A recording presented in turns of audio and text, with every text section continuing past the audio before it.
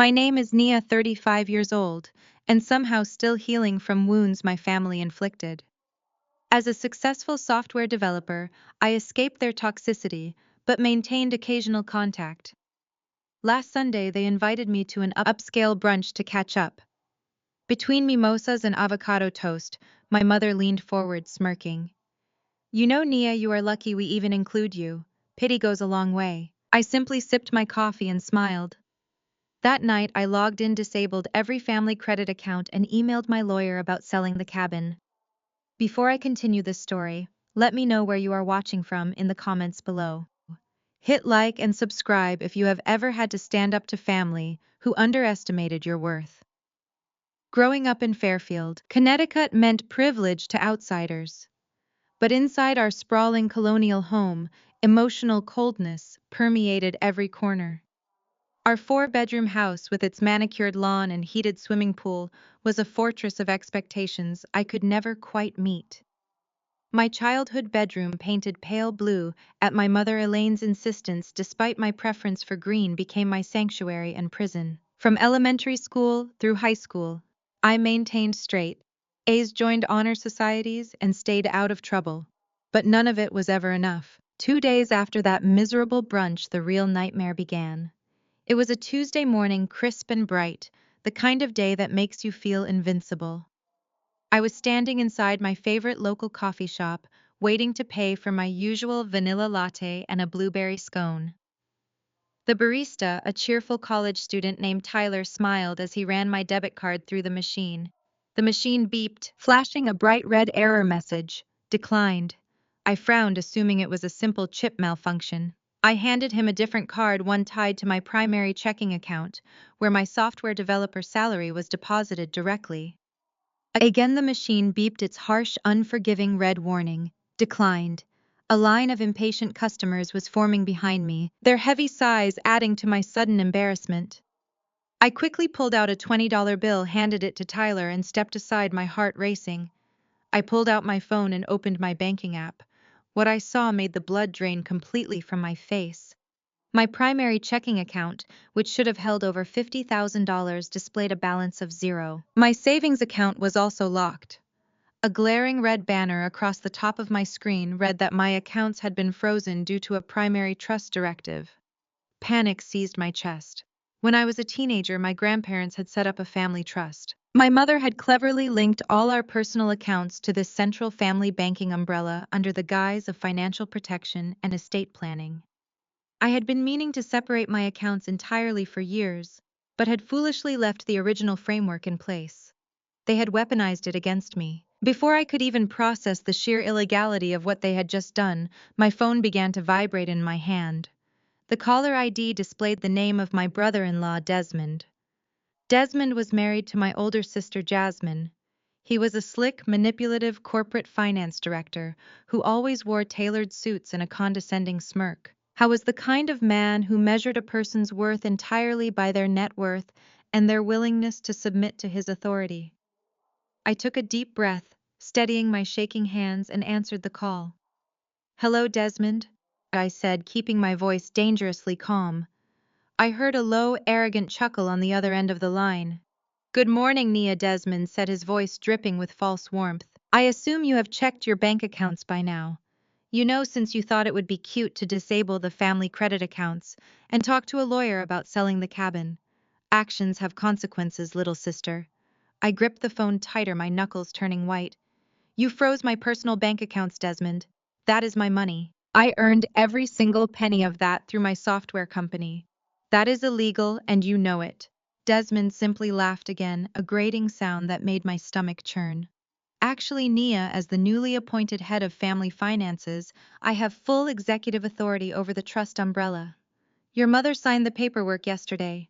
We did an audit of your lifetime expenses, and we found some glaring discrepancies. You owe this family a massive debt, and we are simply collecting what is rightfully ours." I stepped out of the coffee shop into the brisk morning air, needing space to breathe. A debt. What are you talking about? I have never borrowed a dime from any of you since I left for college. I paid my own way. I built my own career. I do not owe you anything. You are delusional, Desmond. Oh, but you do, he replied smoothly, slipping into his best corporate negotiation voice. We calculated the cost of raising you. The food, the clothes, the roof over your head in Fairfield. We also factored in the emotional toll your constant rebellion has taken on your mother Elaine.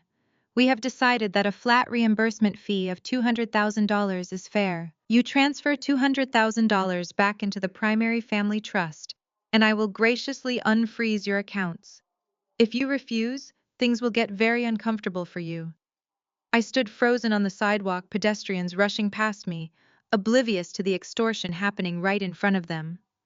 You are demanding $200,000 for the cost of raising me. Parents are supposed to raise their children, Desmond. It is not a loan. You cannot retroactively charge a child for existing. It is a family tax, Nia. Desmond countered coldly. You have always been the selfish one.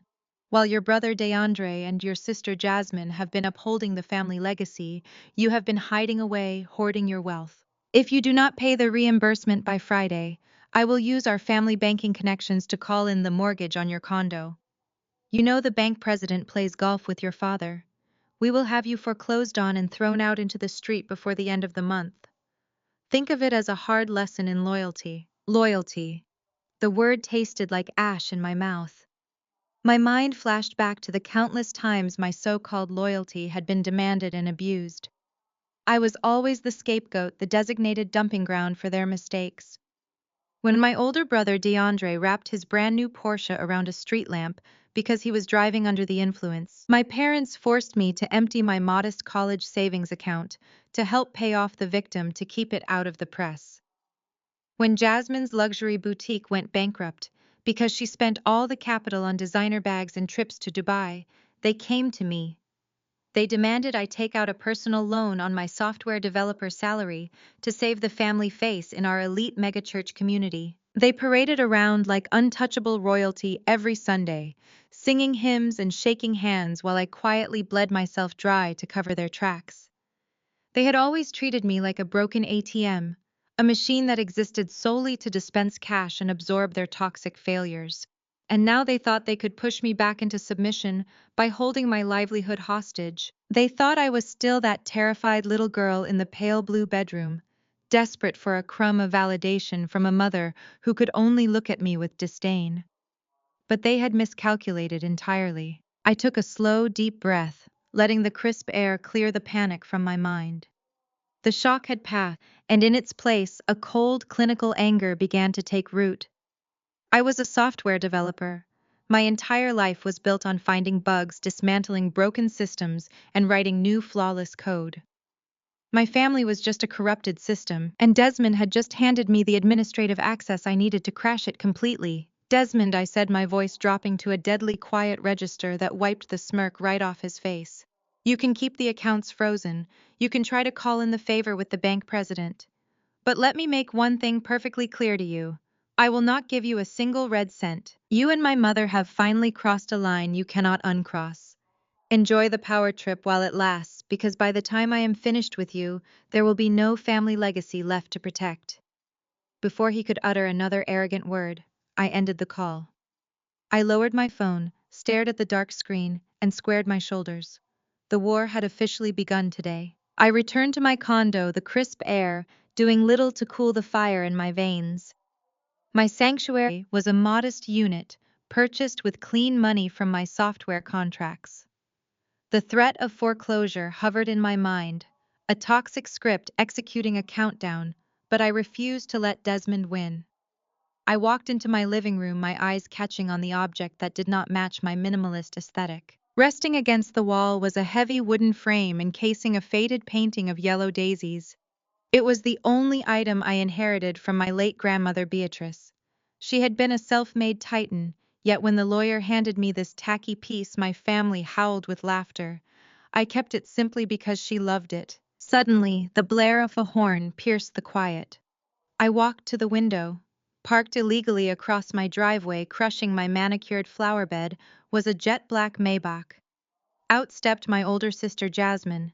Dressed in head-to-toe Chanel, she marched up my walkway with the terrifying entitlement of a woman who believed the world existed to cater to her whims. Jasmine pounded her fist against my door, I pulled it open, blocking her path. She did not wait for an invitation. She pushed past me, her heavy perfume dominating my clean apartment, and strutted into my kitchen. "Hello to you too, Jasmine," I said, crossing my arms. "To what do I owe the pleasure of this home invasion?" Jasmine reached into her Birkin bag and slammed a pre-written check onto my kitchen island. I glanced down. It was a check made out to me for exactly $5,000. "I am here to do you a favor," Nia, Jasmine sneered. "Desmond told me about your temper tantrum this morning. You are broke, your accounts are frozen, and you are about to lose this pathetic shoebox. Consider this check an act of charity from your loving sister. $5,000. What exactly are you buying, Jasmine?"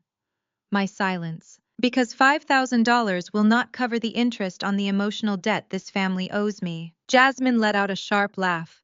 "I do not want your submission, Nia. You have nothing I want, except that."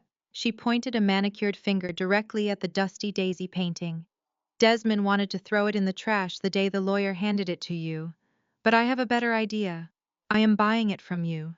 "You want to buy Grandma Beatrice's painting?" I asked, genuinely confused. "You spent the entire reading of the will mocking it.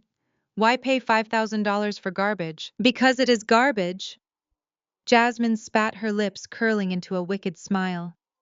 "I am restructuring the corporate headquarters next week. I want to take that hideous canvas, rip it out of its frame, and place it on the floor in the main lobby. I want to use it as a literal doormat.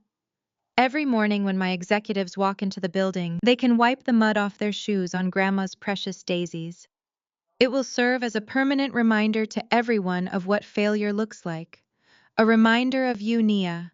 A reminder of the weak branch of this family that we finally pruned away." The sheer malice in her voice was breathtaking. She had driven here simply to humiliate me and defile the only memory I had of our grandmother. But as I stood there looking at Jasmine's arrogant stance, the developer inside my brain began running a diagnostic check. I looked at her designer clothes, the expensive car idling outside, and the check. The math was broken. I picked up the check by the edge and handed it back to her. "Keep your money, Jasmine. You are going to need it a lot more than I do." Jasmine scoffed, swatting my hand away. "Do not try to play the proud martyr, Nia. You have $0 to your name. Desmond locked you out. Take the money and give me the painting before the bank throws your belongings onto the curb." I did not flinch. Instead, my eyes traveled from her perfectly styled hair down to her handbag. "You love calling yourself a CEO, Jasmine. You love playing the untouchable corporate queen. But your entire life is just a badly compiled program running on corrupted data. I saw the lease paperwork on your desk last month when you forced me to fix your laptop. That Maybach in my driveway, you did not buy it. You leased it under a predatory 22% interest rate because your personal credit score is shredded." Jasmine's smug smile faltered. Her hand tightened around the handle of her bag. "Shut your mouth," she hissed. "You know nothing about my finances." "I know everything about your finances," I countered, backing her against the counter. "I spent years fixing the broken systems you and Desmond left behind. I know you bought that handbag on a corporate credit card that is 30 days past due.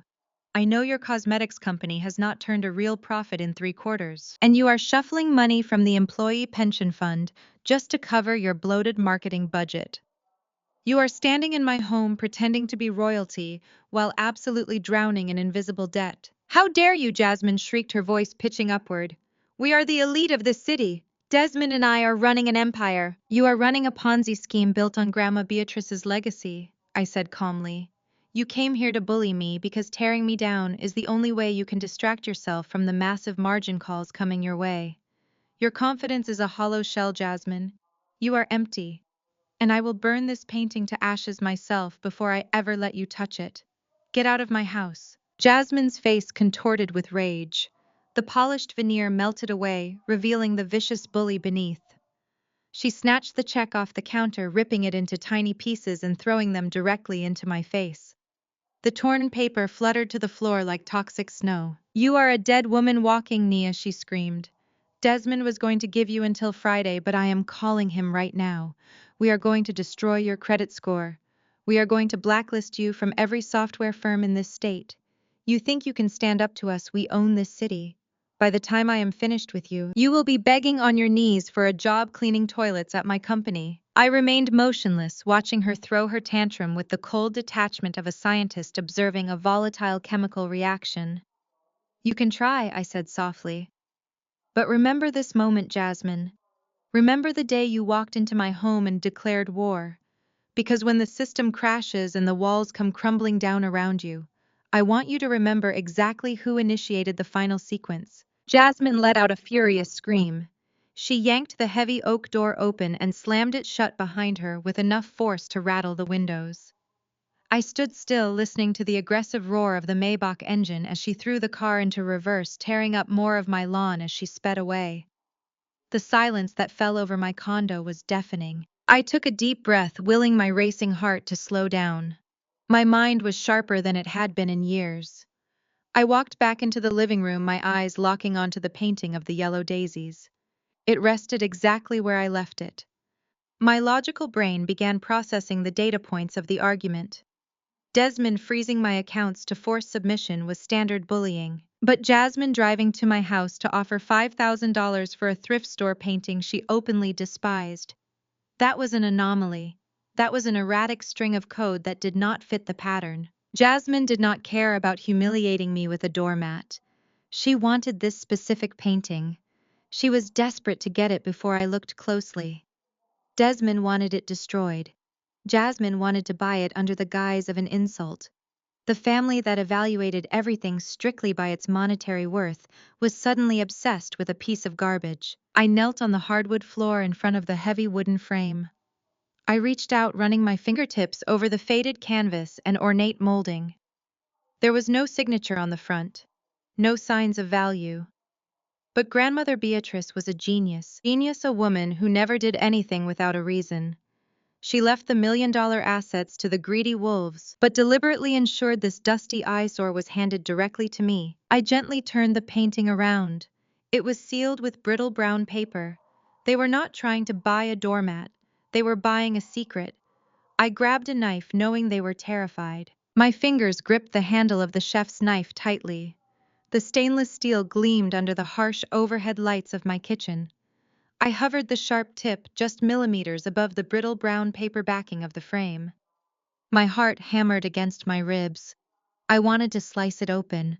I wanted to tear away the decades of dust and uncover whatever truth had driven my sister to pure panic. But my training as a software developer kicked in. You do not recklessly pry open a black box without knowing the underlying architecture. One wrong move with a clumsy kitchen knife could permanently corrupt the data inside. If Grandmother Beatrice had hidden something valuable enough to make Desmond and Jasmine lose their minds, I could not risk destroying it with a jagged blade. I slowly exhaled and set the knife down on the granite counter. I carried the heavy wooden frame into my dining room and laid it flat on the table face down. I spent the entire next day pacing the floors of my condo. My phone buzzed relentlessly with aggressive text messages from Desmond, threatening legal ruin, foreclosure, and complete financial destruction. I ignored every single one. I muted my notifications, drank far too much black coffee, and stared at the brown paper backing of that painting. I researched the frame type, the canvas material, and the history of hidden compartments. The hours blurred together in a haze of caffeine and paranoia. I kept the blinds drawn, half expecting Jasmine to send a corporate security team to kick down my door. By the time the next evening arrived, the silence in my apartment felt heavy and oppressive. The sun had dipped below the horizon, casting long, dark shadows across the hardwood floors. I was standing in the kitchen pouring my fourth cup of coffee when a sharp, authoritative knock echoed through the condo. I froze. The coffee splashed onto the counter. My first instinct was to grab my phone and dial for the police. Jasmine had promised to escalate her threats. I crept quietly toward the front door, my bare feet making no sound on the floorboards. I pressed my eye against the peephole, fully expecting to see Desmond flanked by his aggressive corporate lawyers. Instead, I saw a man who looked entirely out of place in my modern apartment complex. He was older, perhaps in his late 60s, with a distinguished posture and neatly trimmed silver hair. He wore a tailored tweed suit that practically screamed old money, complete with a silk pocket square and a classic wool overcoat. He stood perfectly still, holding a weathered leather briefcase in one hand. I did not look like a threat. He looked like an emissary from a different era. I unfastened the deadbolt and opened the door just a few inches, keeping the security chain engaged. "Can I help you?" I asked, my voice guarded. The man offered a polite, deeply respectful nod. "Good evening, Nia," he said. His voice was rich and melodic like a classic radio broadcaster. "My name is Elias. I am an independent art appraiser and a specialist in asset authentication. I understand you have been going through a rather turbulent 48 hours with your family." My eyes narrowed. "Did Desmond send you? Because you can tell him my answer is still no." Elias offered a gentle, reassuring smile. "Desmond has absolutely no idea who I am, nor would he understand my profession if he did. I do not work for your brother-in-law. I work for Beatrice. I was your grandmother's secret proxy." The mention of my grandmother's name made my chest tighten. I unlocked the security chain and opened the door fully. Elias stepped inside, wiping his shoes meticulously on the welcome mat. He carried an air of absolute calm that instantly neutralized the frantic energy in my apartment. He walked into my living room, unbuttoning his overcoat. I did not judge my modest furniture or the stacks of audit files on my desk. His eyes bypassed everything and locked directly onto the dining room table. I saw the ugly daisy painting resting exactly where I had left it. Elias slowly approached the table. He did not look at the garish yellow flowers with the disgust my family had shown. He looked at the heavy wooden frame with a profound sense of reverence. He reached out, letting his hand hover just above the canvas, without actually touching it. "Your grandmother was a brilliant woman, Nia." Elias spoke softly, almost as if he were talking to the painting itself. "She knew exactly how blinded your siblings were by their own greed. She knew they only valued things that shined. They only respected things with a visible price tag. She understood that the safest place to hide a priceless asset was behind a mask of absolute mediocrity. She trusted you to see past the surface. She knew you had the auditor's eye." Elias turned his head slowly and looked directly into my eyes. He asked the pivotal question. "Nia, have you opened the back of that painting yet?" I shook my head. "I almost did. I had a knife to it last night after Jasmine tried to buy it from me. But I stopped. I was afraid I would damage whatever was inside." A look of profound relief washed over Elias's face.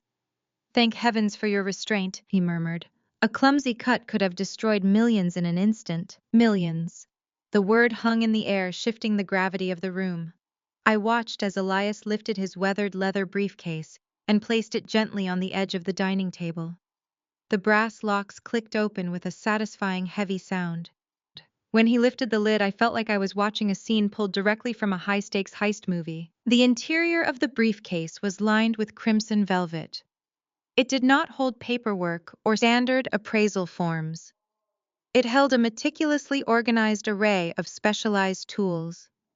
There were tiny flashlights, magnifying loupes, delicate brushes, and an assortment of stainless steel instruments that looked like surgical equipment. Elias reached into a side pocket and pulled out a pair of pristine white cotton gloves. He pulled them over his hands, adjusting the fabric until it fit seamlessly against his skin.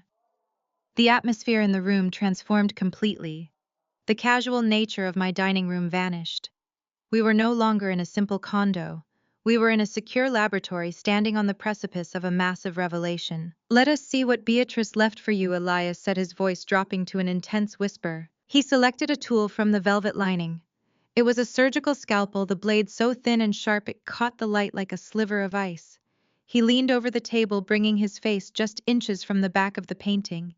He clicked on a small, high-powered pen light and inspected the perimeter of the brittle brown paper backing. "This paper has not been disturbed in decades," he observed, his eyes scanning the edges with laser focus.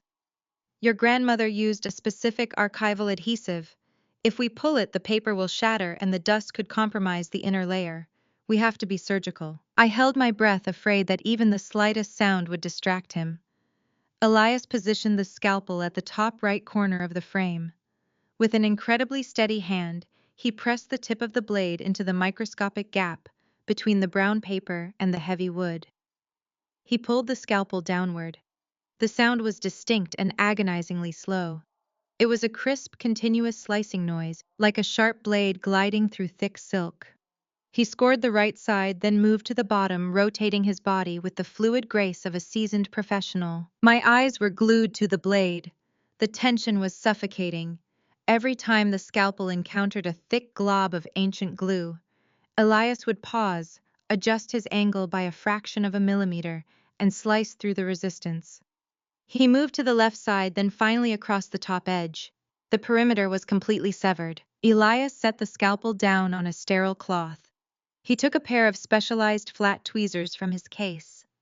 He gripped the top edge of the severed brown paper and began to peel it backward. The brittle material crackled and groaned, protesting its removal after decades of silence. Dust motes danced in the beam of his penlight.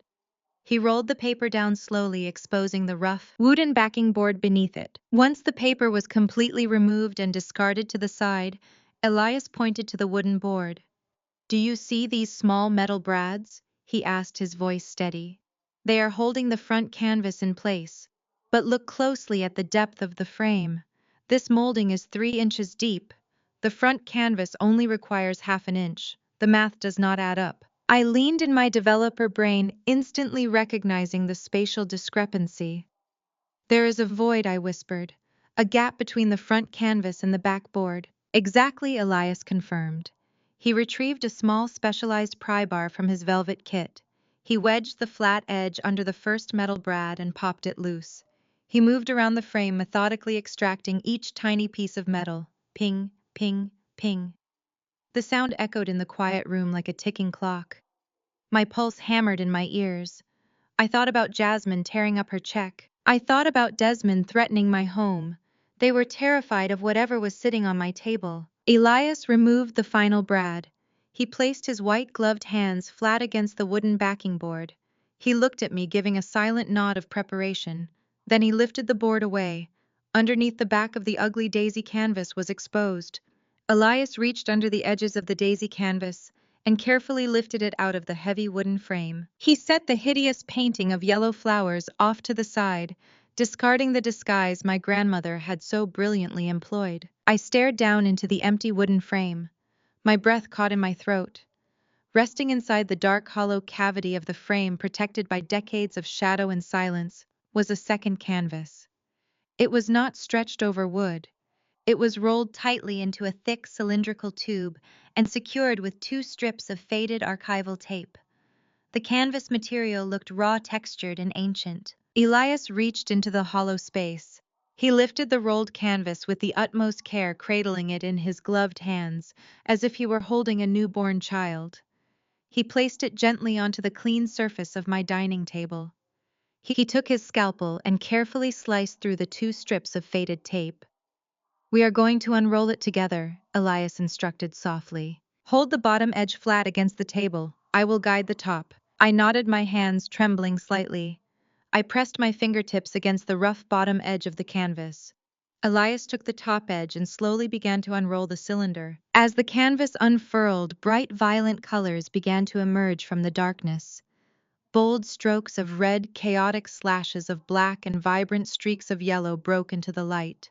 It was not a painting of flowers or landscapes.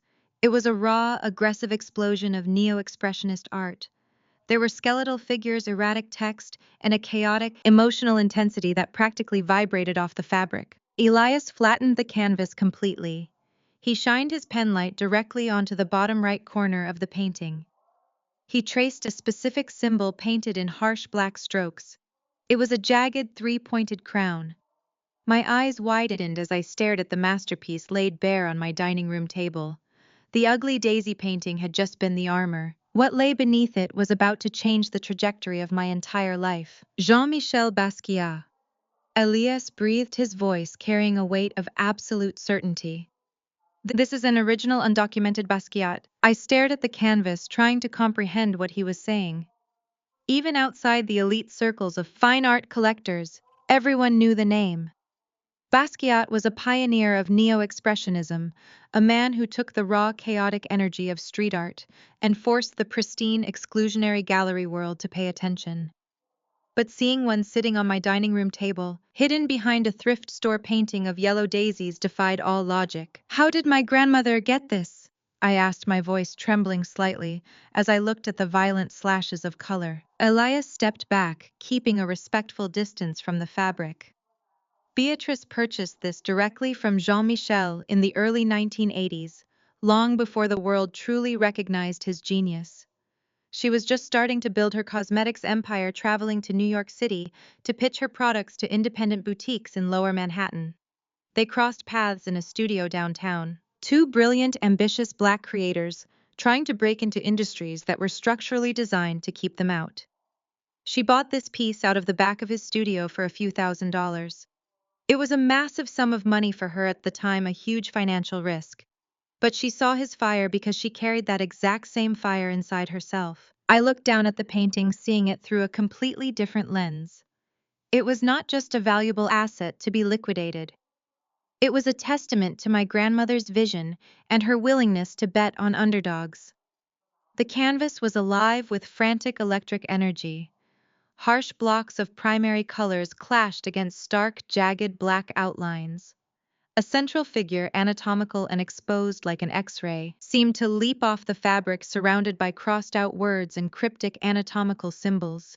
And there, in the bottom right corner, was the unmistakable three-pointed crown, Basquiat's signature motif, elevating his marginalized subjects to absolute royalty. Elias retrieved a jeweler's loupe and a small ultraviolet flashlight from his velvet-lined briefcase. He leaned over the table, bringing his eye inches from the canvas surface.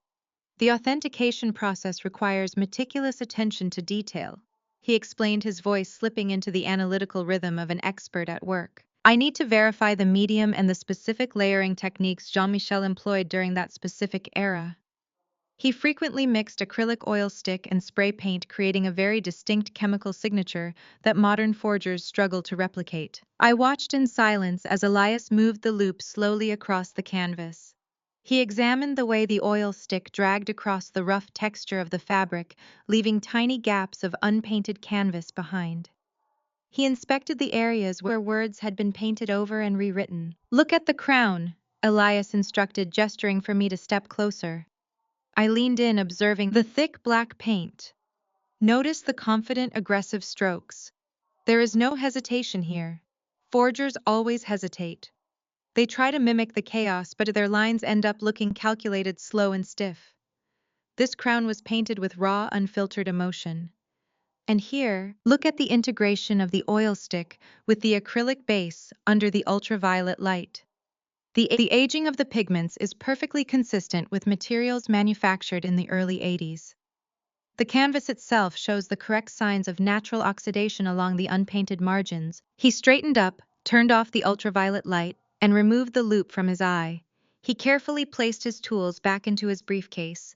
He took off his white cotton gloves one by one and laid them flat on the table next to the canvas. There is absolutely no doubt in my mind, Nia, Elias stated firmly.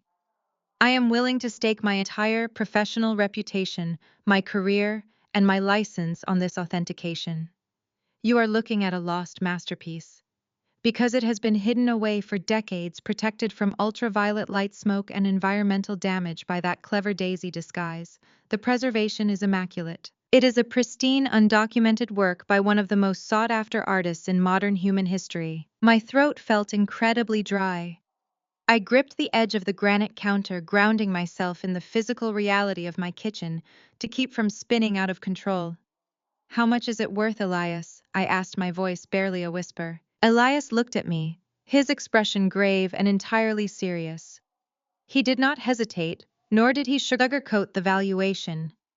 Given the current market frenzy for Basquiat's undocumented early works, combined with the immaculate condition of the canvas and the compelling provenance of your grandmother's ownership, I conservatively appraise this painting at $35 million. $35 million. The number echoed in my head, loud and deafening, drowning out the ambient hum of the city outside my window.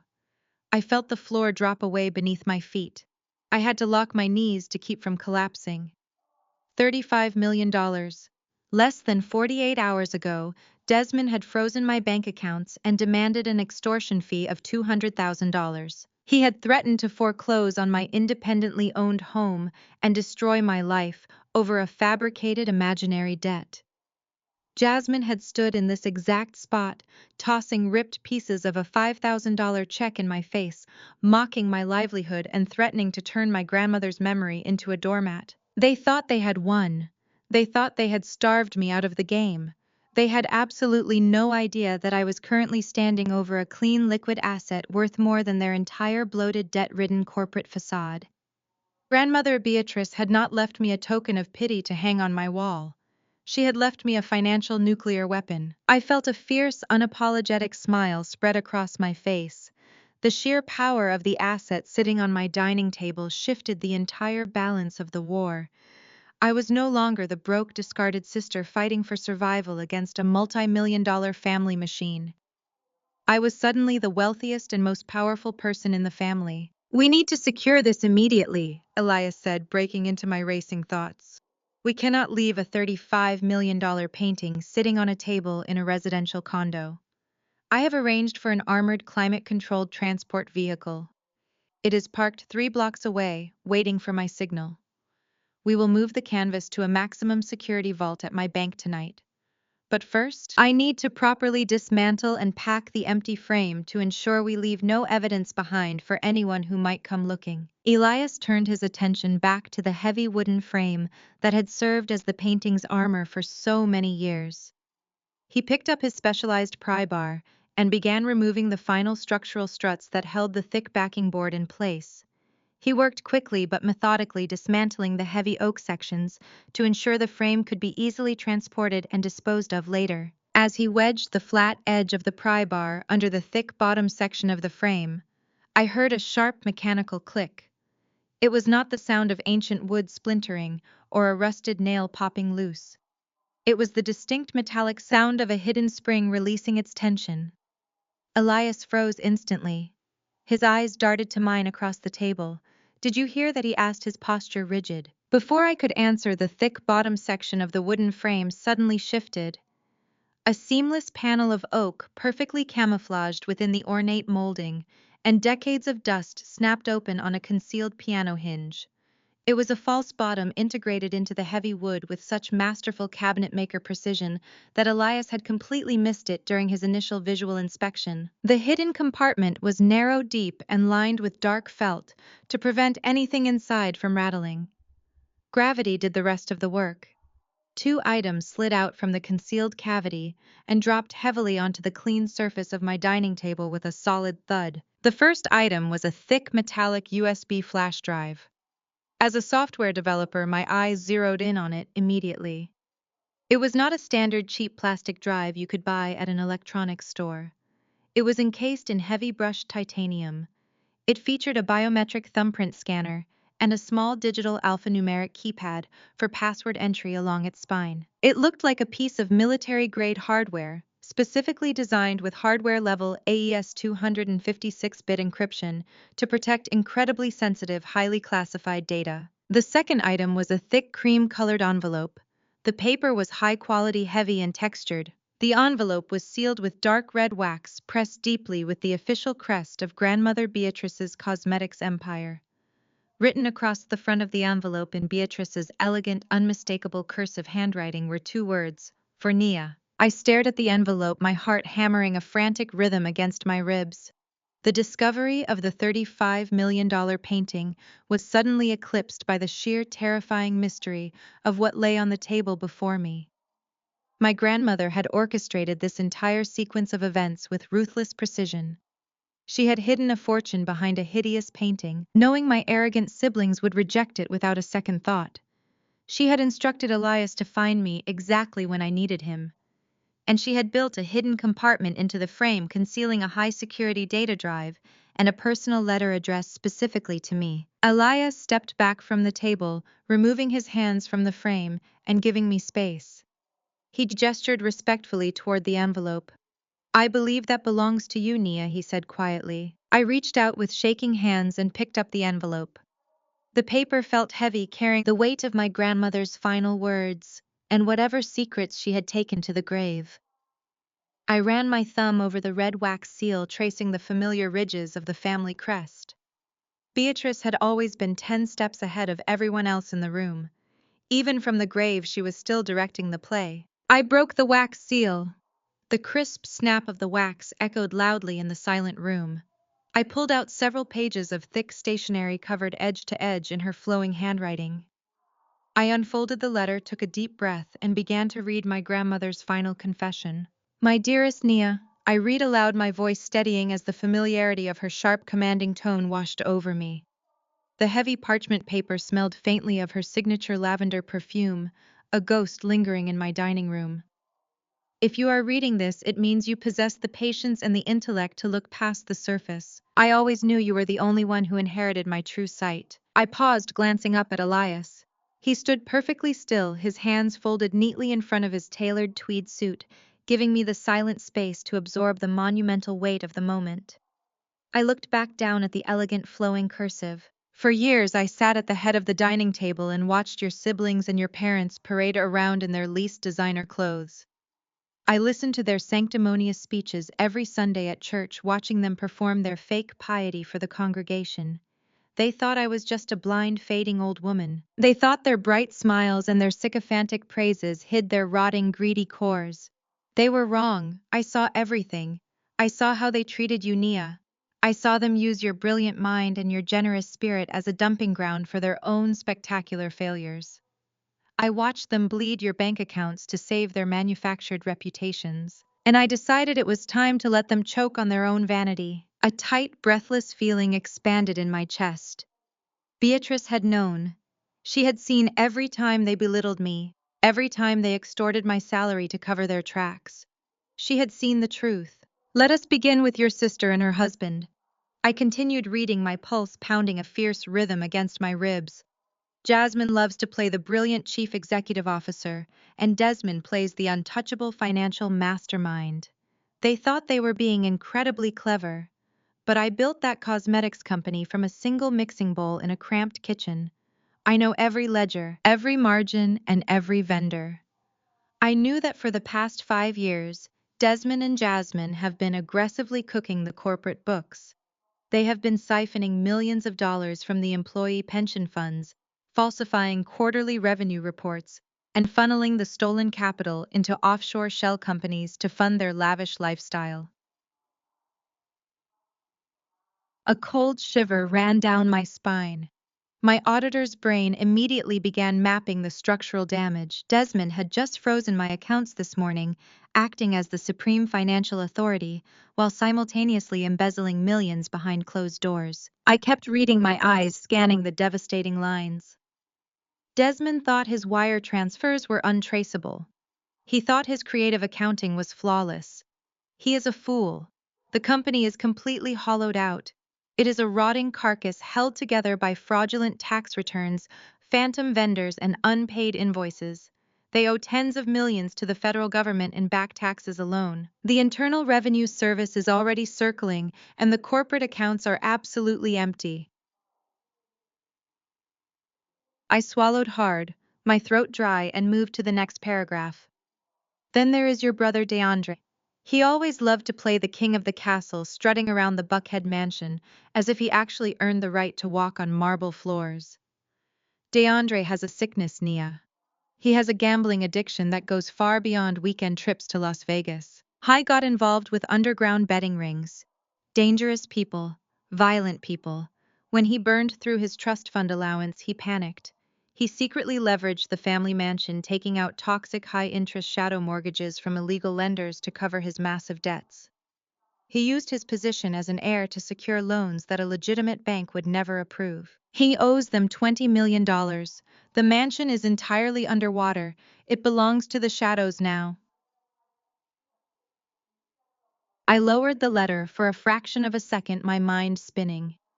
I pictured DeAndre tossing the keys to the $15 million mansion in the air at the lawyer's office, laughing at my expense. He thought he had been handed a kingdom. He had actually been handed a death sentence. You are probably wondering why I let this happen. The letter continued, answering my unspoken question. Why I did not fire Desmond, disinherit Jasmine, and kick DeAndre out into the street. The answer is simple. A clean disinheritance would have only given them grounds to sue my estate. They would have dragged you into a decade-long legal battle, draining your energy and your resources, claiming I was not of sound mind. I needed a permanent solution. I needed a trap they would gladly walk into themselves. I read the next lines with a growing sense of awe at my grandmother's ruthless, calculated brilliance. My last will and testament was not a distribution of wealth, Nia. It was a financial guillotine. I intentionally bequeathed the corporate empire to Jasmine and Desmond. I deliberately bequeathed the Buckhead mansion to DeAndre. I knew their greed would blind them. I knew they would rush to sign the inheritance deeds without conducting a single independent audit. And by signing those deeds, by officially accepting the inheritance, they legally assumed full personal liability for all the catastrophic debt attached to those assets. Elias let out a low, impressed breath. He shook his head slowly, a grim smile touching his lips. She gave them the anchors, he murmured, and they tied the ropes around their own necks. Exactly, I said, my voice barely above a whisper. I looked back at the heavy parchment. They wanted the crown, Nia, Beatrice wrote. So I let them wear it. Desmond and Jasmine are now personally liable for the federal tax fraud and the missing pension funds. DeAndre is now the sole legal debtor to a syndicate of violent loan sharks. The moment the creditors realize the primary trust is empty, your siblings will face total annihilation. They will lose their cars, their clothes, their freedom, and their reputations. They built a house of cards, and I simply removed the table. I stared at the page, the magnitude of her strategy washing over me. Beatrice had weaponized their own arrogance against them. She had let them dig their own graves, and then handed them the shovels to finalize the job. The final page of the letter was written with a softer, more intimate stroke, the harsh angles of her cursive giving way to a gentle flow. But I did not leave the table empty for you. While they were busy looting the corporate shell and mortgaging the bricks, I spent the last 3 years quietly and legally liquidating all of my actual clean assets. The real estate portfolios, the private stock options, the original patents. I converted over $100 million into clean, untraceable liquidity. I hid it all inside an anonymous offshore trust far beyond the reach of American tax liens or family probate courts. I stopped reading. My lungs forgot how to process air. $100 million. I looked at the heavy titanium drive resting on my dining room table, sitting innocently next to a $35 million Basquiat canvas. The sheer scale of the wealth was incomprehensible. I named you as the sole irrevocable executor and sole beneficiary of this offshore trust.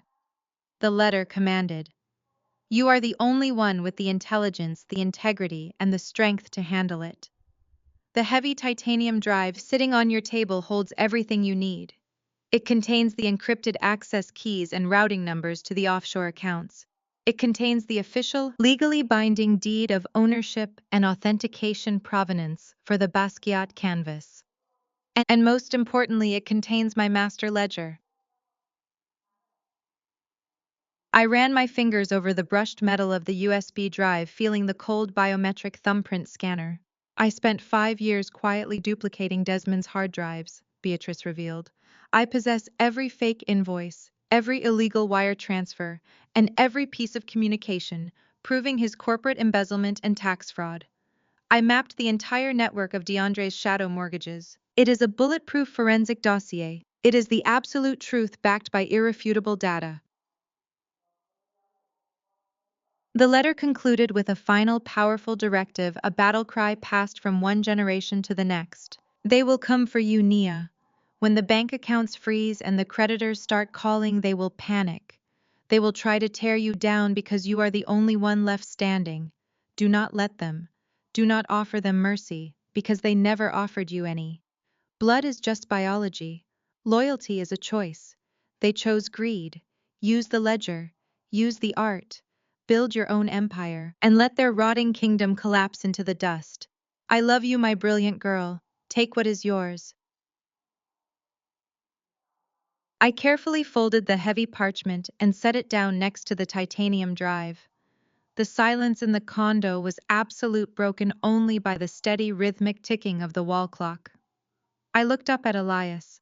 The distinguished appraiser was watching me with an expression of quiet respect. She left me everything I whispered, the reality finally anchoring itself in my bones. The money, the art, the proof. Elias nodded, gesturing toward the drive. She gave you the ultimate leverage, Nia. You hold the keys to a fortune, and you hold the evidence of their crimes.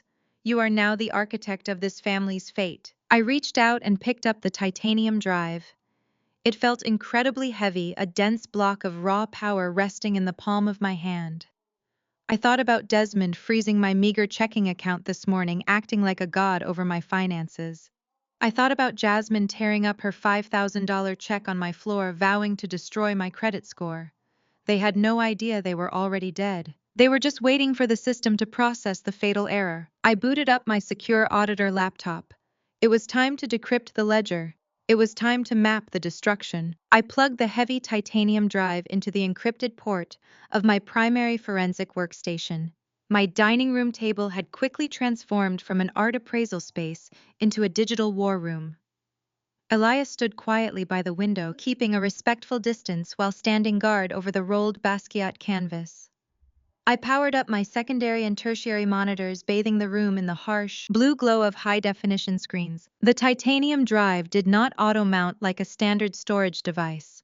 It required a physical handshake. I pressed my thumb against the biometric scanner embedded in the brushed metal casing. A tiny LED indicator flashed from red to amber, signaling the first gate was open. Next came the alphanumeric keypad along the spine. Grandmother Beatrice had not explicitly stated the password in her letter, but a brilliant woman who orchestrated a flawless trap would not leave the final key to chance. I thought about the painting. I thought about the artist. I typed in the year. Beatrice purchased the painting, followed by the specific catalog number of the piece, and finally the word crown. The LED indicator flashed green. The drive mounted to my desktop with a soft chime. I initiated my custom forensic parsing software, a proprietary program. I had coded myself to hunt down anomalies in massive corporate data dumps. The software interface launched, ready to ingest whatever Beatrice had compiled. I selected the master directory on the titanium drive and hit execute. The raw data did not just trickle onto my screens, it erupted. Thousands of compressed files, encrypted bank statements, offshore routing numbers, and hidden server logs cascaded across my 3 monitors in a rapid-fire sequence of code. The sheer volume of information was staggering, but Beatrice had organized it with the clinical precision of a master architect. She had categorized the data into 3 distinct, heavily encrypted directories. The first was labeled corporate. The second was labeled real estate. The third, sitting isolated at the bottom of the directory tree, was simply labeled the trust. I dragged the corporate folder into my parsing engine. It was time to look at the cosmetics empire Jasmine and Desmond had been so desperate to steal. My software began compiling the disparate ledgers into a massive interconnected visual web.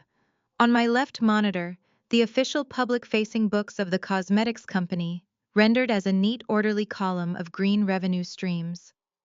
On my center monitor, the hidden secondary ledger that Beatrice had painstakingly duplicated from Desmond's hard drive began to overlay the public data. The visual translation of the fraud was breathtaking. Red lines representing illicit wire transfers shot across the screen like arterial bleeding. Desmond had set up a complex labyrinth of shell companies stationed in jurisdictions with extremely loose financial oversight. He was taking legitimate revenue, routing it through these phantom vendors as bogus consulting fees, and funneling the clean cash directly into their personal offshore accounts. He had built an automated pipeline of theft, but that was just the beginning of the structural rot. I ran a cross-reference query against the employee pension fund allocations. The progress bar loaded, and then the screen flashed with a critical error warning in bright yellow. The pension funds were not just mismanaged, they were completely hollowed out. Jasmine had been using the retirement savings of their own employees to artificially inflate the marketing budget, masking the company's plummeting sales figures with aggressive, flashy ad campaigns. She was burning the future to paint a pretty picture of the present. I initiated a final diagnostic scan, compiling the total tax liability created by 5 years of aggressive, undocumented embezzlement. The algorithm crunched the numbers, factoring in compound interest penalties and federal evasion fines. When the final sum rendered on the screen in stark bold text, I actually felt a chill radiate through my arms. $40,000. The cosmetics empire owed exactly $40 million in back taxes to the Internal Revenue Service. This was not a debt that could be negotiated over a round of golf or settled through creative corporate bankruptcy. This was systemic, provable federal tax fraud. The IRS algorithms would inevitably flag the massive discrepancies within the next fiscal quarter. When they did, they would issue immediate, devastating federal liens against the company and its primary operators. Jasmine and Desmond had spent the entire week celebrating their hostile takeover of the family business. They had aggressively bullied me, frozen my meager accounts, and laughed in my face. They thought they had secured a dynasty. In reality, by legally accepting the inheritance and signing those corporate transfer deeds, they had legally assumed absolute personal and criminal liability for the entire $40 million deficit. Beatrice had handed them a ticking time bomb, and they had greedily chained it to their own chests. I closed the corporate ledger. The digital roadmap of their destruction was complete. I took a deep breath, steadying my racing heart, and dragged the second folder labeled Real Estate into the parsing engine. It was time to look at DeAndre. My brother had always carried himself like untouchable royalty. He inherited the massive Buckhead mansion, a sprawling $15 million estate of marble and glass. He had spent the reading of the will gloating, already planning lavish parties, and mocking my complete lack of real estate assets. He loved the illusion of absolute power. The parsing engine ingested the data. A three-dimensional visual map of the mansion's financial structure rendered on my right monitor. To the public eye, the property was owned free and clear, a fully paid asset transferred seamlessly to DeAndre. But Beatrice had tracked the shadow transactions. I watched as black lines began to weave around the digital representation of the estate, wrapping it in a suffocating web of illicit debt. DeAndre's gambling addiction had driven him far past the velvet ropes of high-stakes casinos. He had become deeply entangled with an underground syndicate. When his losses mounted, he had secretly leveraged the family mansion, bypassing legitimate financial institutions entirely. He had signed toxic, predatory shadow mortgages with violent, unregulated lenders. The interest rates were astronomical, engineered with compounding penalties designed to ensure the principal could never actually be repaid.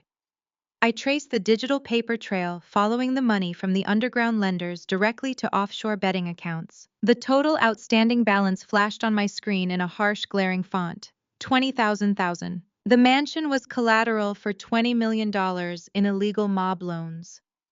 The moment DeAndre signed the inheritance papers, he became the sole legal owner of the property, which meant he was now the sole undisputed debtor to a syndicate of ruthless predators. They did not send strongly worded letters from corporate lawyers. They did not care about credit scores. They sent enforcers. DeAndre was currently sleeping in a $15 million glass house that he did not actually own, completely oblivious to the fact that the actual owners were about to come collecting a $20 million blood debt. Beatrice had not just disinherited them. She had engineered their absolute ruin. She had used their own boundless greed as the executioner. They had fought so hard to push me out of the inner circle, viewing me as weak because I preferred quiet logic over loud performative wealth. They had frozen me out to protect their stolen crowns, never realizing the crowns were forged from toxic waste. They were dead, and they just did not know it yet. I sat back in my chair. The harsh light of the monitors illuminated the dark corners of my condo. The financial autopsy was complete. The cosmetics empire was a federal crime scene. The family mansion was mob collateral. My siblings were financially radioactive. I looked at the third and final folder resting on my desktop: the trust. My hands were perfectly steady now.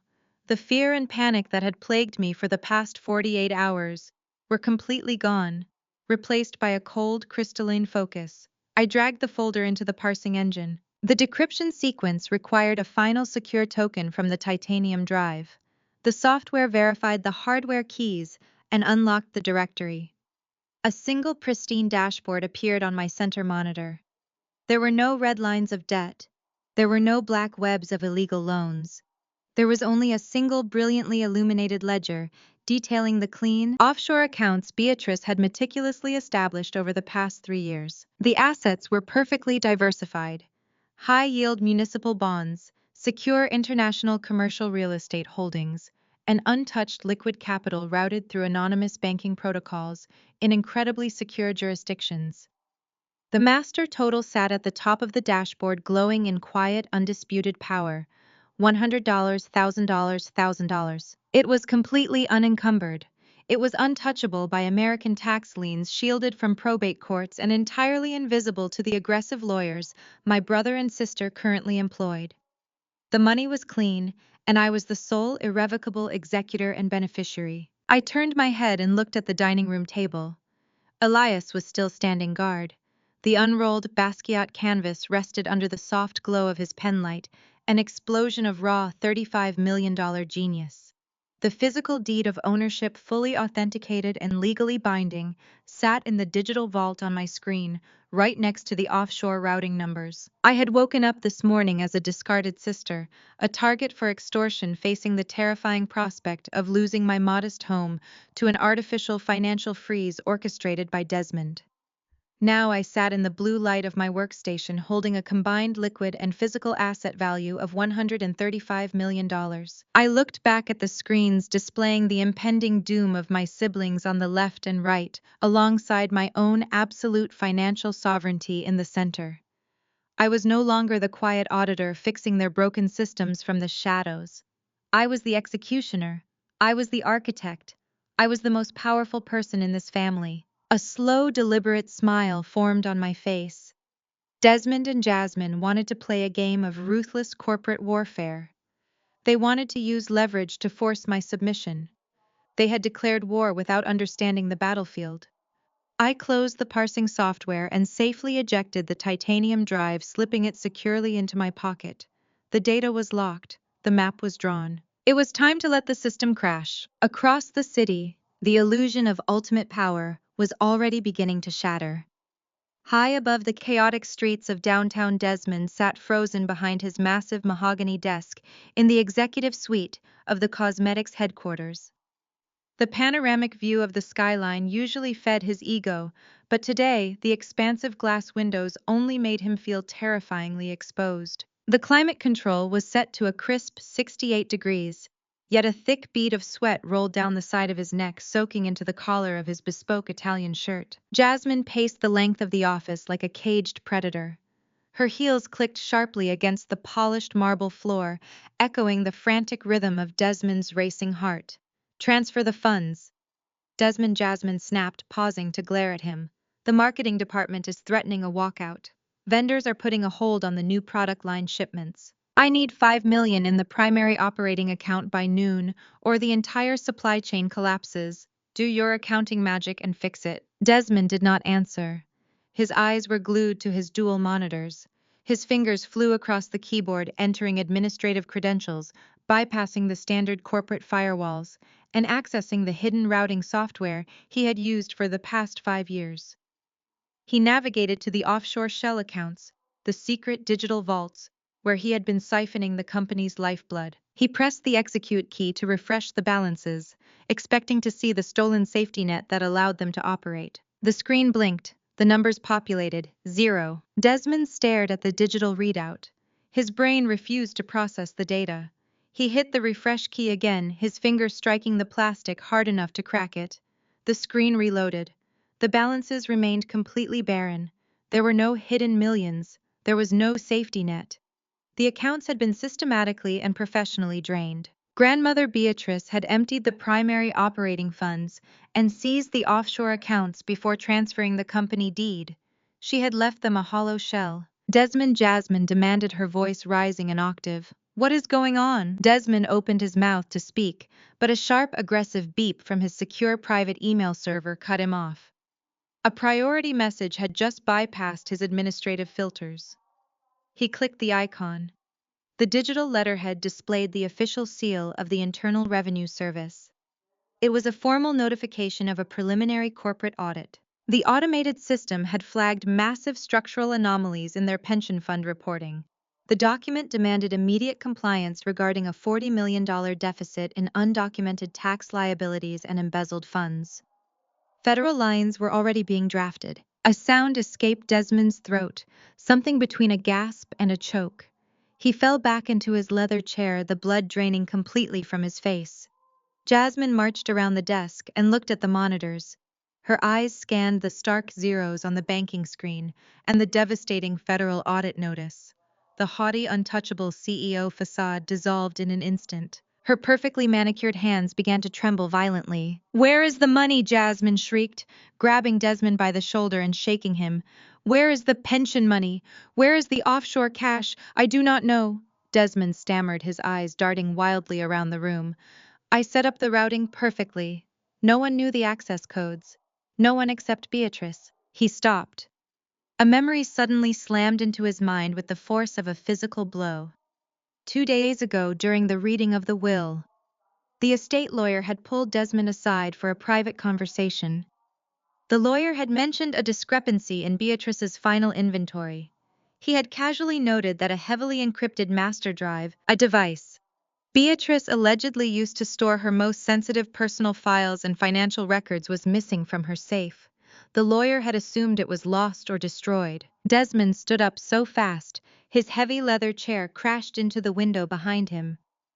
"Beatrice," he whispered, the horrifying truth finally connecting. "She knew. She copied my ledgers. But where is the drive?" Jasmine demanded, her voice shrill with rising panic. "If she had it, where did it go? She did not leave anything of value. She left the house to DeAndre. She left the company to us. The only physical item she specifically handed over before the asset lock was the painting." Desmond finished, his voice dropping to a dead hollow monotone. "That hideous, worthless painting of the yellow daisies. She bypassed the entire legal probate process just to ensure that specific piece of trash went directly to Nia." Jasmine's eyes widened in sheer terror. "I tried to buy it from her. I was at her condo yesterday. I offered her $5,000 just to get it out of her hands, and she refused. She looked at me like she knew something I did not." "Desmond, if she finds that drive, if she turns those ledgers over to the federal investigators, we are going to federal prison." "She does not have the skills to decrypt a master drive," Desmond said, desperately trying to convince himself. "But we cannot wait to find out." Desmond snatched his coat from the rack and grabbed his car keys. "Where is she right now?" he demanded. Jasmine pulled out her phone, her fingers shaking as she opened a tracking app she used to monitor employee travel. "She is out of town. She was assigned to an external audit in Chicago yesterday morning. Her flight does not return until Friday night. The condo is empty." "Call Tasha," Desmond ordered, his eyes dark with frantic determination. "Tell her to meet me at the parking garage in 10 minutes. We are going to that condo. We are going to rip that place apart until we find that painting, and we are going to burn that drive to ashes." The destruction mapped perfectly across my secure auditor laptop, a terrifying, beautiful web of undeniable corporate fraud. I sat in comfortable silence, miles away from the fragile glass windows of my downtown condo. The air around me was cool, sterile, and scented with ozone and polished steel.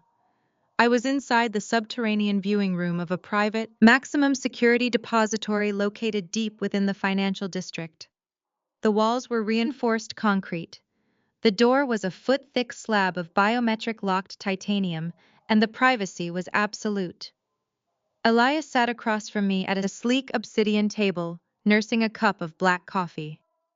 Resting securely between us, locked inside a heavy steel deposit box, was the rolled Basquiat canvas and Beatrice's master USB drive. I had moved the assets out of my apartment days ago.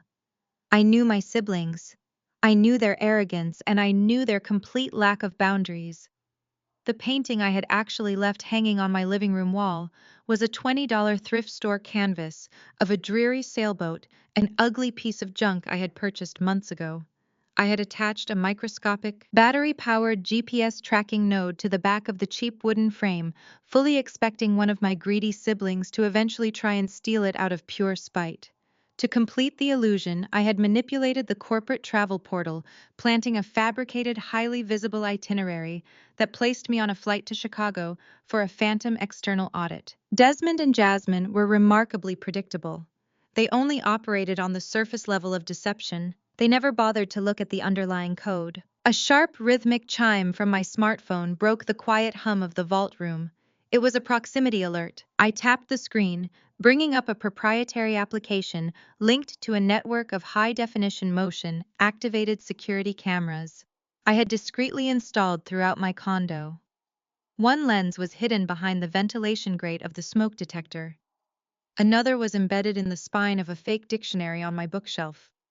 A third was wired into the digital alarm clock on my nightstand. The interface loaded, instantly bathing my face in the stark full-color feed of my living room. The front door of my apartment swung open, violently rebounding off the drywall with a heavy thud. Desmond stormed into the frame. He looked nothing like the polished, untouchable financial mastermind he pretended to be. His bespoke Italian suit jacket was discarded. His silk tie was loosened and askew, and a thick sheen of sweat coated his forehead. He looked like a man who had just watched his own execution order being drafted. Right behind him, scanning the hallway before slipping inside and pulling the door shut, was Tasha. Jasmine's notoriously ruthless executive assistant had clearly abandoned her post in the getaway car drawn upstairs by Desmond's frantic energy. I watched as Desmond tore into the living room, his eyes darting wildly across the walls. He stopped dead in his tracks, staring at the empty space above my sofa, where the decoy painting had hung just yesterday. I had taken it down and tossed it in the dumpster behind the building on my way to the bank, leaving a conspicuous dust-free square on the drywall. "Where is it?" Desmond practically screamed, his hands tearing at his hair. "Where is the painting? Where did she hide the drive?" "Desmond, what are you doing?" Tasha hissed, her voice captured with crystal clarity by the hidden microphones. "You said you were grabbing a painting and a hard drive. We have been in the building for 20 minutes. The neighbors are going to call the cops. We need to leave before someone sees us." Desmond completely ignored her. The clinical, calculated approach of a corporate executive vanished, replaced entirely by the desperate panic of a trapped animal. He grabbed the cushions off my sofa and hurled them across the room. He flipped the heavy mahogany coffee table upside down, the wood crashing violently against the floorboards. He yanked the books off my shelves, sending dozens of volumes cascading to the floor, kicking them savagely aside as he searched the baseboards for hidden wall safes. I leaned closer to the screen, my thumb hovering over the interface controls. The pressure was cracking his carefully constructed facade, exposing the rotting core beneath. "It is not here!" Desmond yelled, pacing frantically across the ruined carpet, his dress shoes crunching over broken ceramics. "The drive is not here. The painting is not here. She knows, Tasha. That little auditor freak knows everything." "Knows what?" Tasha demanded, stepping back toward the door as Desmond violently swept a stack of magazines off a side table. "You are losing your mind. We need to go." "She knows I cooked the corporate books for 5 years." Desmond roared the high-definition audio, capturing every single syllable of his confession. "Beatrice copied my ledgers. She mapped the entire offshore network. Everything. The fake vendor invoices, the missing pension funds, all of it. I funneled $40 million in cash to the Caymans, Tasha. 40 million. And that drive has the routing numbers, the account passwords, the exact digital paper trail to prove it." Elias let out a low, impressed whistle from across the table. He leaned in, watching the feed over my shoulder with clinical fascination. "He is singing like a canary," Elias murmured. "You do not even have to interrogate him. He is handing you the rope." "It gets better," I replied, keeping my eyes glued to the screen. "Watch." "What are you talking about?" Tasha asked, her voice trembling now, as the reality of her own accessory liability began to set in. "You told Jasmine the money was clean. You told her the pension reallocations were legally shielded by the corporate trust." "I lied." Desmond screamed, his voice echoing loudly in the empty condo. "There is no shield. Jasmine and I just signed the inheritance deeds yesterday. We legally accepted ownership of the company. That means we legally accepted the tax liability. The IRS sent a preliminary audit notice to my secure server this morning. They are already looking.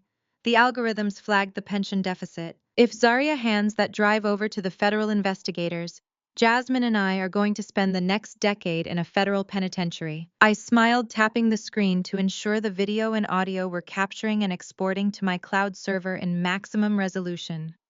Zarya.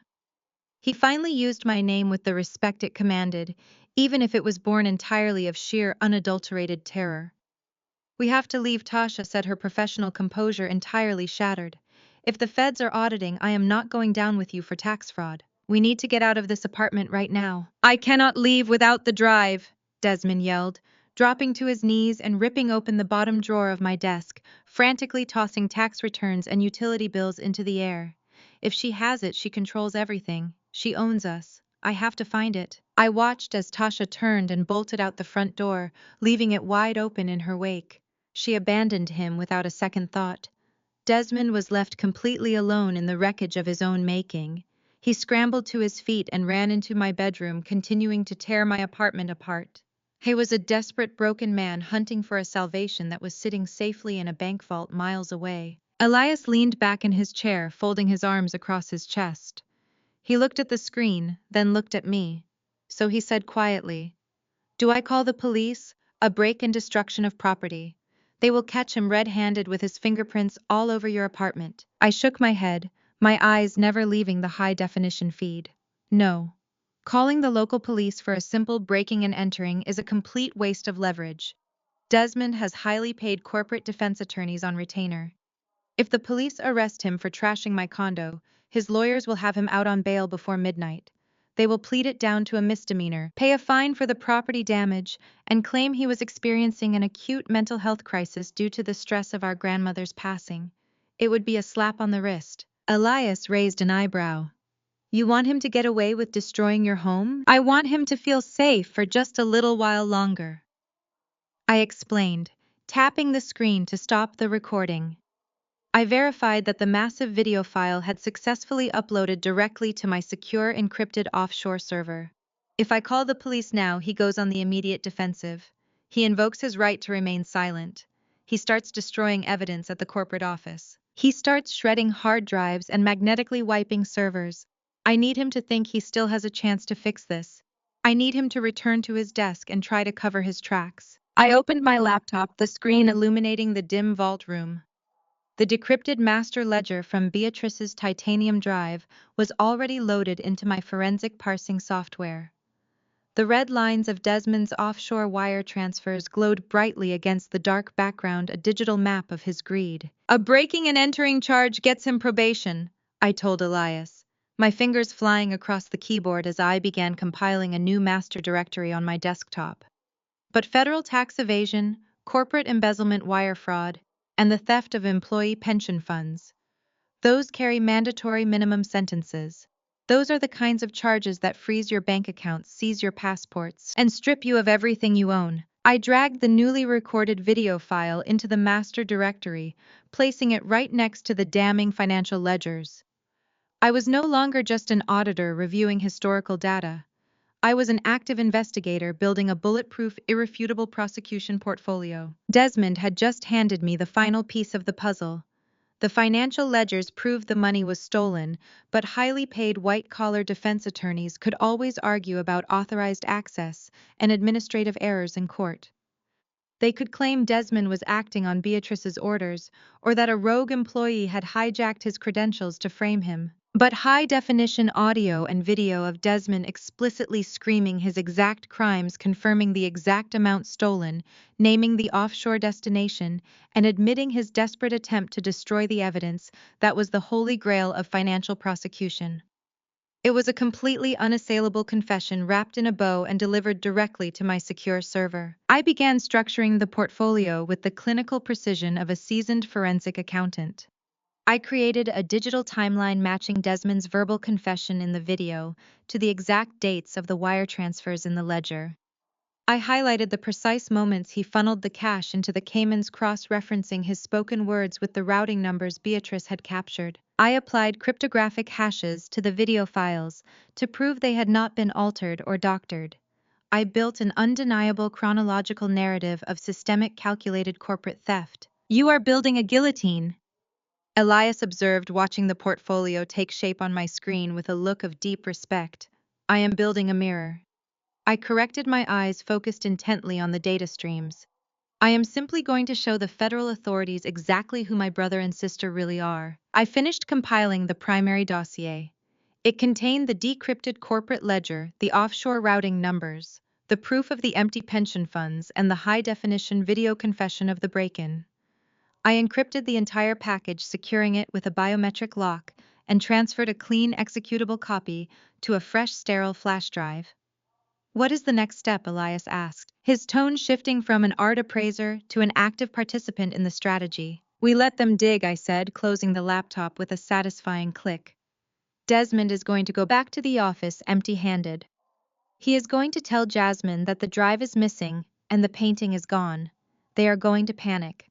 They will try to initiate massive cover-up protocols, shifting money around, falsifying new documents, and trying to plug a $40 million hole before the IRS audit team arrives at their door." I stood up, picking up the sterile flash drive.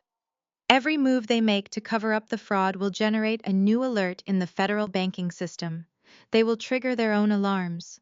I am going to let them exhaust themselves trying to fix an unfixable problem." I placed the flash drive into the titanium deposit box, resting it gently next to the Basquiat canvas. "And when they are completely out of options, when their lawyers are screaming, and the federal agents are walking through the marble lobby of the cosmetics headquarters, I will hand-deliver this portfolio directly to the lead investigator." I locked the deposit box, the heavy steel mechanism sliding into place with a definitive echoing thud. My siblings had spent their entire lives underestimating me, viewing my quiet nature and my love of numbers as a weakness to be exploited. They thought they were playing a Game of Thrones, fighting tooth and nail over a rotting corporate empire and a mansion drowning in mob debt. They had no idea that the game had already ended. The board was cleared. I held the keys to the future, and I was about to lock the door on their past. I checked the live feed on my phone one last time. Desmond was sitting on the floor of my ruined bedroom, staring blankly at the wall, a man who had finally realized he was trapped in a burning building with no exits. It was time to wait for the smoke to rise. I watched the screen fade to black as the motion sensor in my ruined apartment finally timed out. The digital silence in the vault was profoundly comforting. Elias packed up his appraisal gear, offering a silent nod of respect, before slipping out the heavy titanium door, leaving me alone with the final execution protocol. I needed to finalize the transmission. The master dossier was perfect. It was a self-contained, digitally signed package of absolute financial destruction. I opened a secure, heavily encrypted communications portal on my laptop. During my years grinding through corporate audits, I had cultivated a pristine reputation and a network of contacts that extended deep into federal regulatory agencies. I did not need to submit an anonymous tip to a generic hotline. I had direct lines. I addressed the primary encrypted parcel to a former colleague who now served as a senior director within the Internal Revenue Service Criminal Investigation Division in Atlanta. I added a secondary recipient, a contact operating out of the Federal Bureau of Investigation's White-Collar Crime Task Force. I drafted a brief, highly technical summary of the enclosed data. I detailed the $40 million pension embezzlement, the offshore routing architecture, and the precise timestamps corresponding to Desmond's recorded confession. I did not ask for an investigation. I provided a completed one. My finger hovered over the execute key for a fraction of a second. Once this data entered the federal servers, the machinery of the United States government would engage. There would be no backroom deals, no quiet settlements, and no family interventions. It would be a relentless, unyielding avalanche of subpoenas, asset seizures, and federal indictments. I pressed the key. The progress bar shot across the screen, turning solid green. The transmission was complete. The trap was locked. The federal hounds had been released, and they already had the scent. I spent the next 48 hours operating out of a luxury hotel suite paid for by the offshore trust, watching the digital ripples of my siblings' panic. The silence from my family was deafening. They did not call to check on me. They did not attempt to find me. They were entirely consumed by the rapidly deteriorating illusion of their empire.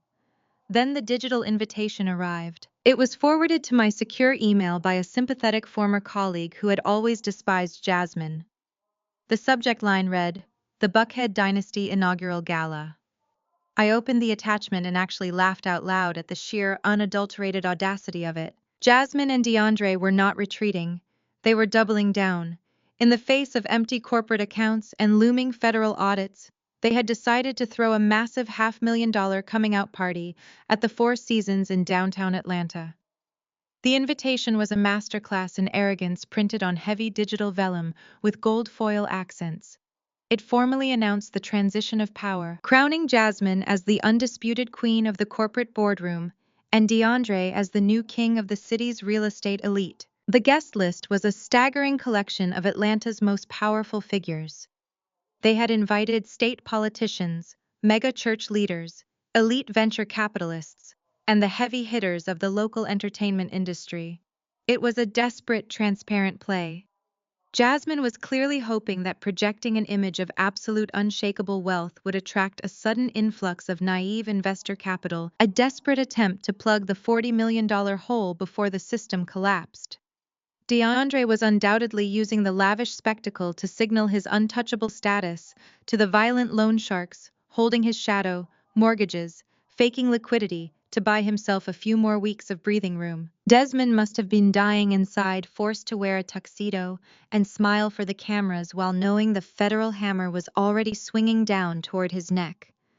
They were throwing a celebration on the deck of a sinking ship, completely oblivious to the fact that the lifeboats had already been sold.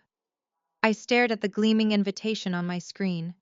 They wanted an audience. They wanted a coronation. I decided it was only right that the architect of their destruction attend the ceremony. But the woman who walked into the Four Seasons ballroom could not be the quiet, invisible auditor they had spent their entire lives walking all over. That woman was dead. I closed my laptop, grabbed my coat, and left the hotel suite. It was time to dress for the occasion. I directed my private driver to a highly exclusive appointment-only haute couture boutique in the wealthiest sector of Buckhead. For years, my wardrobe had consisted of conservative gray and navy pantsuits. They were professional armor designed to make me blend into the background, to make me invisible, while I untangled other people's financial messes. I walked into the boutique and requested a private fitting room. I told the senior stylist exactly what I needed. I did not want understated elegance. I wanted a weapon. Hours later, I stood in front of a floor-to-ceiling three-way mirror. The transformation was breathtaking. The conservative auditor was completely gone, replaced by a woman radiating absolute unapologetic power. I wore a custom-fitted emerald green silk gown. The color was rich and saturated, a striking, vibrant homage to the color of money and the venom of envy. The cut was architectural and sharp, featuring a plunging neckline and a dramatic sweeping train that demanded space and attention. It was not a dress designed for blending in. It was a dress designed for conquering. I paired the gown with a set of diamond and platinum earrings purchased directly from the offshore trust's liquidity, their icy brilliance catching the light with every movement. My hair was styled in sleek cascading waves, and my makeup was immaculate, featuring a sharp crimson lip that contrasted perfectly with the emerald silk. I looked like a woman who could buy and sell everyone in the room. Because as of yesterday, I actually could. With the visual transformation complete, I turned my attention to the tactical logistics. A stunning dress was a powerful opening move, but I was preparing for a war, and wars required a ruthless infantry. I called Elias. I needed him to attend the gala as my personal escort. I needed his calm, distinguished presence, but more importantly, I needed his professional credentials. He was bringing the fully authenticated, legally binding provenance documents for the Basquiat canvas. When Jasmine and DeAndre inevitably tried to dismiss me as a bitter, penniless outcast, Elias would drop the paperwork proving I held a $35 million liquid asset in my back pocket. Next, I utilized the immense resources of my offshore trust to assemble a strike team. I did not hire standard family lawyers. I retained the services of a boutique, high-powered corporate litigation firm known for completely dismantling hostile takeovers. I hired 3 senior partners, men and women, who billed at $1,000 an hour and possessed the legal instincts of great white sharks. I held a strategic briefing with my newly acquired legal team in the private boardroom of my hotel. I laid out the exact parameters of the evening. I provided them with summary briefs of the federal tax fraud, the empty pension funds, and the illegal shadow mortgages currently choking the Buckhead mansion. I gave them the exact timeline of the IRS and FBI transmissions. They are going to try to have me forcibly removed from the property the moment they see me. I told the lead litigator, a sharp-featured woman named Vance, who looked like she enjoyed destroying corrupt executives for sport. They will claim I am trespassing. They will threaten to call security. Vance smiled, a predatory gleam in her eyes. Let them try, Ms. Wilson. We have drafted preemptive cease and desist orders, emergency injunctions against any corporate restructuring, and formal notices of severe fiduciary breach. The moment they raise their voices, we will serve them with enough legal paperwork to bury their entire executive board. They will not be able to take a breath without violating a federal statute. Excellent, I replied, smoothing the fabric of my emerald gown. We reviewed the floor plan of the Four Seasons ballroom, mapping out the entrance, the VIP sections, and the main stage where Jasmine and DeAndre were scheduled to give their joint keynote address. We synchronized our watches. Elias would arrive with me, flanking my right side, carrying the art documentation in a sleek leather briefcase. The three litigators would fan out, cutting off any escape routes and neutralizing any attempts by Desmond to deploy corporate security. We were not just going to crash the party. We were going to orchestrate a highly visible, legally devastating hostile takeover right in the middle of their crowning moment. I looked at my reflection in the boardroom window. The emerald silk shimmered in the ambient light. The quiet, compliant sister who had absorbed their insults, fixed their mistakes, and surrendered her salary to protect their image was gone forever. Grandmother Beatrice had seen the ruthless potential buried deep inside me, and she had provided the exact tools necessary to carve it out. I checked my phone. The FBI contact had securely confirmed receipt of the master dossier. The IRS Criminal Investigation Division had officially escalated the preliminary audit to an active Tier 1 federal investigation. The trap was no longer just set. The jaws were already snapping shut. It is time, I announced, turning to Elias and my team of litigators. We descended to the underground parking garage where a convoy of black armored executive vehicles waited with engines idling. I slid into the back of the lead car, the plush leather interior cool and quiet. The driver merged seamlessly into the heavy Atlanta traffic, heading directly for the glowing skyline of downtown. Jasmine and DeAndre had invited the entire city to witness their ascension to the throne. They had spared no expense to build a monument to their own vanity. They thought tonight would be the ultimate validation of their greed. I stared out the tinted window as the towering glass facade of the Four Seasons Hotel came into view. The valet lane was jammed with luxury sports cars and eager photographers. It was a beautiful night for a slaughter. Inside the grand ballroom of the Four Seasons, the air was thick with the scent of imported white orchids and the intoxicating, suffocating aroma of unchecked arrogance. Jasmine and DeAndre had spared absolutely no expense to transform the elegant corporate space into a gaudy, glittering monument to their own fabricated success. Massive, 10-foot-high ice sculptures carved into the shape of the cosmetics company logo dominated the four corners of the sprawling room, slowly weeping freezing water into illuminated silver basins. Waitstaff in crisp white tuxedos and black silk bow ties circulated tirelessly through the dense, glittering crowd, balancing heavy silver trays loaded with beluga caviar, gold leaf-dusted truffles, and imported oysters. The guest list was a meticulously curated roster of Atlanta's absolute highest society. I saw state senators shaking hands with mega-church pastors, while elite venture capitalists mingled comfortably with local entertainment royalty. Everyone in the room was eager to kiss the rings of the newly crowned corporate monarchs, completely oblivious to the fact that the royal treasury was a barren wasteland. DeAndre was holding court at a roped-off elevated VIP booth right next to the main stage, demanding the attention of everyone within a 50-foot radius. He wore a custom-tailored burgundy velvet tuxedo jacket and a diamond-encrusted watch that likely cost more than a starter home. He was laughing loudly, throwing his head back as he popped the cork on a massive, gold-plated bottle of Armand de Brignac.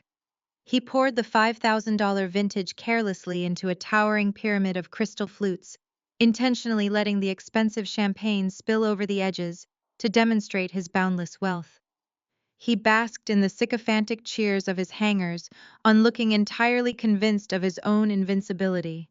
He was a man deeply in debt to violent predators, yet he stood there celebrating, completely unaware that the ground beneath his feet was already crumbling into dust. At the center of the room, the crystal chandeliers dimmed, and a solitary, brilliant white spotlight illuminated the main stage.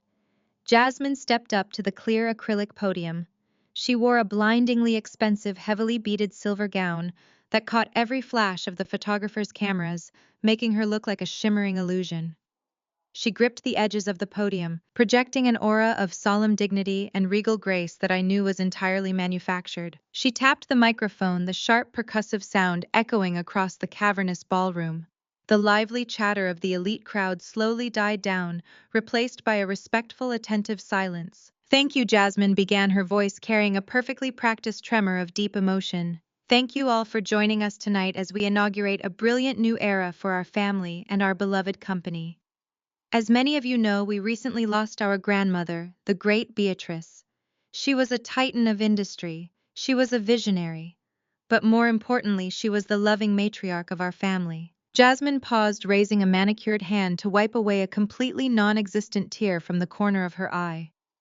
The crowd murmured in collective, genuine sympathy, utterly fooled by her theatrical performance. Beatrice entrusted Desmond and me with the heavy responsibility of carrying her legacy forward. Jasmine continued, her voice gaining a triumphant, forceful edge. She knew that the future of this empire required bold, unyielding leadership. She knew it required vision, and she knew that DeAndre and I were the only ones capable of elevating this brand to unprecedented global heights. Tonight is not just a celebration of corporate wealth. It is a celebration of our destiny. It was the perfect cue. I did not bother waiting for an invitation. I nodded to Vance, my lead litigator. She stepped forward and pushed the heavy mahogany double doors at the back of the ballroom with absolute, unrelenting force. The doors swung open, violently crashing against the interior walls with a sound like a thunderclap. The sharp, percussive bang echoed through the cavernous space, instantly shattering the polite applause that had just begun to ripple through the audience. Every single head in the ballroom turned simultaneously. The string quartet, playing softly on the mezzanine balcony, abruptly stopped their bows, freezing awkwardly over their instruments. The clinking of crystal glasses ceased entirely. The massive room fell dead silent. I stepped through the doorway and into the light. The emerald green silk of my haute couture gown flowed around me like liquid glass. The diamonds at my ears and throat caught the harsh glare of the chandeliers, fracturing the light into brilliant icy shards. I did not look down. I did not shrink away. I held my head high, projecting the absolute, unshakable sovereignty of a woman who held their entire world in the palm of her hand. Elias flanked my right side, looking like a distinguished statesman in his sharply tailored charcoal suit, his hand gripping the sleek leather briefcase containing the undeniable proof of my offshore wealth and the Basquiat provenance. To my left and slightly behind me walked Vance and her two senior partners. They moved with the synchronized, predatory grace of a highly trained military strike team. They were dressed in severe, impeccable black suits, their faces arranged in masks of cold, clinical detachment. They radiated pure intimidation. We moved forward. The sea of politicians, investors, and socialites parted instantly, scrambling backward to clear a wide, unobstructed path down the center of the ballroom. I walked with slow, deliberate precision. The sharp, rhythmic clicking of my heels on the polished marble floor was the only sound in the suffocating silence. I kept my eyes locked dead ahead, staring directly at the stage. I saw DeAndre lower his bottle of champagne, his jaw going slack as the confident smirk slid completely off his face. I saw Desmond standing near the edge of the stage, hiding in the shadows. His face drained of all color until he looked like a reanimated corpse. He knew exactly what this meant. He knew I had survived the break-in, and he knew I held the detonator. Before I reached the halfway point of the room, Tasha detached herself from the shadows near the VIP section. Jasmine's ruthless executive assistant was clearly operating on instinct, desperate to protect her boss's crowning moment. She marched aggressively toward me, signaling frantically to two massive, broad-shouldered security guards stationed near the exit doors. "You need to leave immediately," Tasha hissed, stepping directly into my path with her arms crossed, trying to block my progression. "You are not on the guest list, Zarya," Turn around right now before I have security drag you out the back door and throw you in the street. I did not even break my stride. I simply kept walking. Vance smoothly detached herself from our formation and stepped directly between Tasha and me. The litigator did not raise her voice. She did not flinch. She simply reached into the inner pocket of her tailored blazer and produced a thick, neatly bound stack of legal documents. She slapped the heavy paperwork flat against Tasha's chest with enough force to make the assistant stumble backward. That is a formal notice of severe fiduciary breach, a preemptive injunction against any corporate restructuring, and a federal preservation order regarding all corporate assets, Vance stated, her voice carrying the icy authority of a seasoned courtroom killer. If your security personnel touch my client, or if you attempt to impede her movement in any way, I will personally see to it that you are named as a co-conspirator in the impending federal indictments. Stand down. Tasha looked down at the legal documents, then looked up at the cold, predatory expressions on the faces of the three litigators. The color drained rapidly from her cheeks.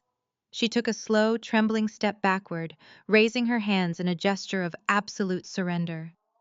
The two security guards, seeing the executive assistant immediately back down wisely, decided to stay exactly where they were. I bypassed Tasha without giving her a second glance and marched directly to the foot of the main stage. Jasmine was staring down at me, her chest heaving underneath the heavy silver beading of her gown. The initial shock of my dramatic entrance was rapidly burning away, replaced by a toxic, blinding fury.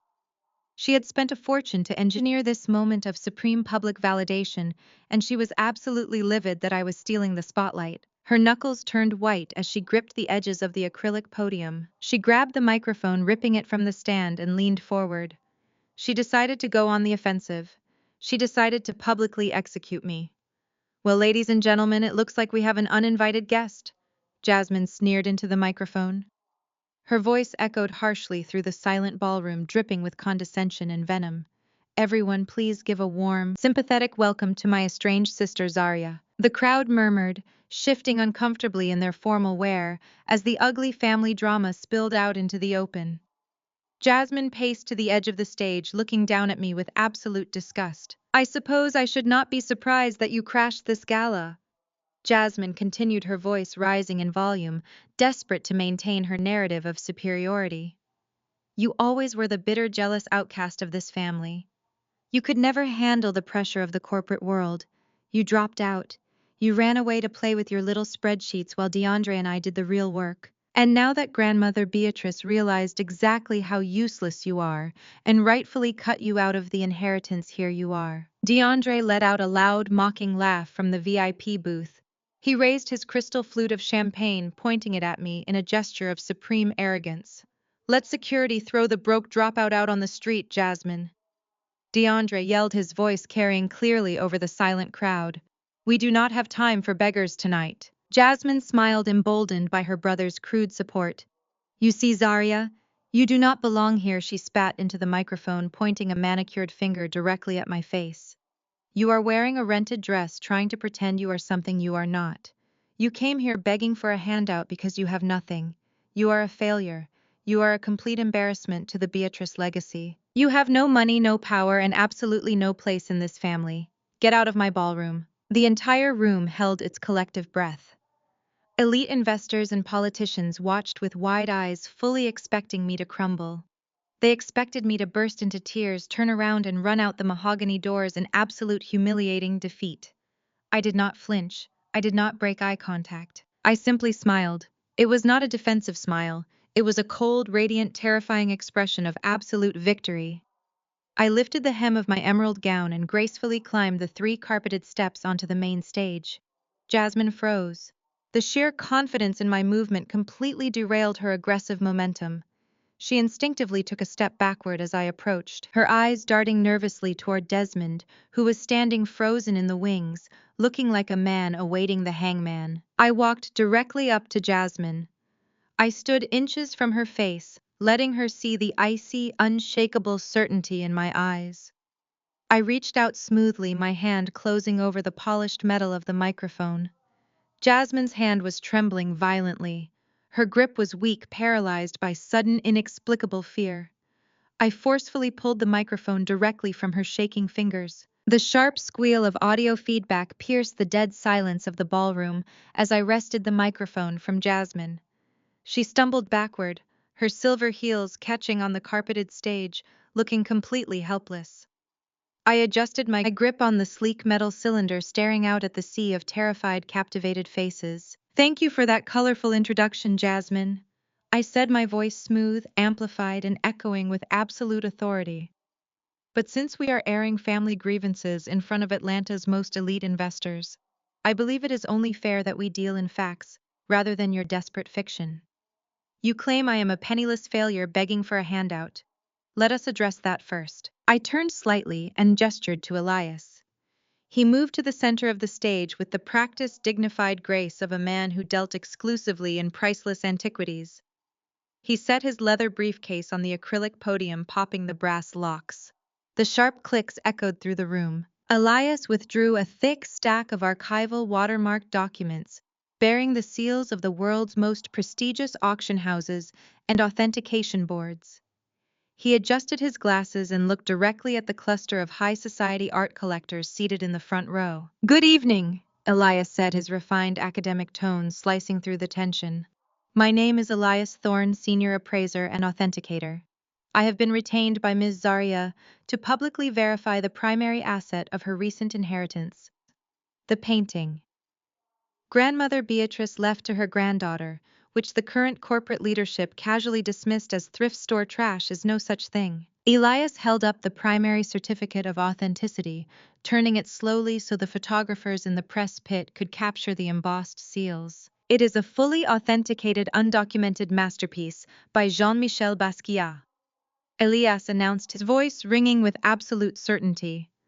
"It was acquired privately in the 1980s and kept in pristine climate-controlled secrecy.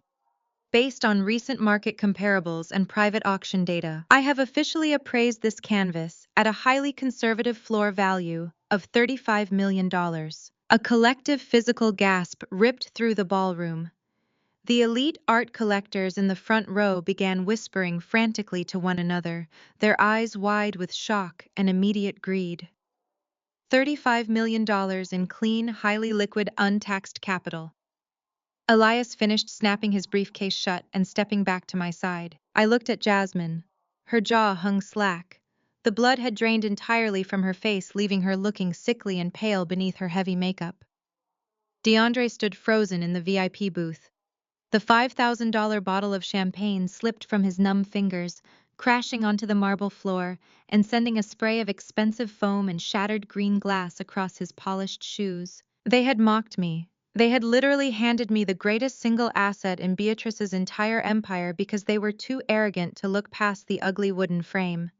In a matter of seconds, I had just proven that I was exponentially wealthier than everyone standing in this room. But I am not here to boast about my sudden windfall. I continued, my voice dropping to a colder, more dangerous register. I am here to publicly congratulate my brother and sister on their coronation. You see, yesterday afternoon, Jasmine and DeAndre eagerly signed the inheritance deeds, legally seizing total control of the cosmetics company and the family estate. Let us take a look at exactly what they inherited. I turned my head and gave a sharp, definitive nod to the AV booth located on the mezzanine level. My offshore trust had easily outbid whatever Jasmine was paying the technical crew. Instantly, the massive high-definition LED screens flanking the stage flickered. The glamorous, soft-focus slideshow of Jasmine and DeAndre, posing in designer clothes, vanished. In its place, stark, undeniable forensic audit spreadsheets illuminated the ballroom in blinding white and violent red. Federal seal watermarks dominated the background of the slides. Bank routing numbers, deficit tallies, and offshore transfer logs scrolled across the screens in massive, inescapable fonts. "By signing those inheritance deeds, you did not just inherit a brand, Jasmine," I said, pacing slowly across the stage, forcing her to shrink back from my proximity. "You legally assumed total unmitigated liability for every single fraudulent transaction this company has executed over the past 5 years. You inherited a hollow, rotting shell." I gestured to the screen on the left. The crowd of investors, politicians, and megachurch leaders turned their heads, their expressions morphing from confusion to sheer horror. As my forensic audit clearly displays, The primary corporate operating accounts are completely empty, I announced, projecting my voice over the rising murmur of panic in the room. The employee pension funds have been systematically drained. Furthermore, the Internal Revenue Service, Criminal Investigation Division, officially launched a Tier 1 investigation this morning regarding a $40 million deficit in undocumented tax liabilities. Those liens are now legally attached to your names. I turned my attention to the VIP booth, locking eyes with my older brother. DeAndre looked like he was going to vomit. He gripped the velvet ropes of his enclosure, his chest heaving. "And DeAndre," I called out, ensuring the spotlight tracked my gaze to illuminate his absolute terror. "Your beautiful Buckhead mansion is not the fortress you claim it is. The deeds you signed yesterday transferred ownership of a property, leveraged to the absolute breaking point. I have tracked the shadow mortgages. You owe $20 million to unlicensed, unregulated lenders. You owe the mob, DeAndre. And according to these ledgers, your first balloon payment is due in less than 48 hours. The ballroom erupted into chaos. The politicians in the front rows physically backed away from the stage, terrified of being photographed anywhere near the epicenter of a massive federal fraud scandal. The venture capitalists, who had been mingling and sipping champagne just moments ago, suddenly looked furious.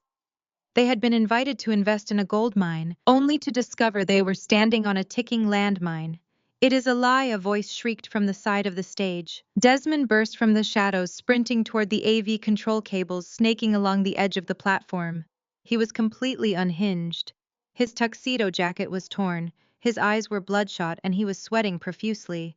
He tripped over a heavy power cord, scrambling on his hands and knees, as he frantically tried to yank the thick black cables from their sockets, desperate to plunge the screens into darkness. "Do not listen to her!" Desmond screamed, his voice cracking with hysteria as he looked out at the furious crowd. "She is a hacker. She fabricated these numbers. The company is completely solvent. The money is there. She is just trying to destroy us, because she is bitter." Vance, my lead litigator, stepped forward to intercept him, but I held up a hand signaling her to stand down. I wanted Desmond exactly where he was. I wanted the crowd to see his pathetic, desperate flailing. "I did not fabricate a single digit, Desmond," I said, my voice echoing with chilling, remorseless calm. "I did not have to. You gave me everything I needed."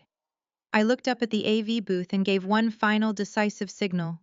The spreadsheets on the massive screens vanished.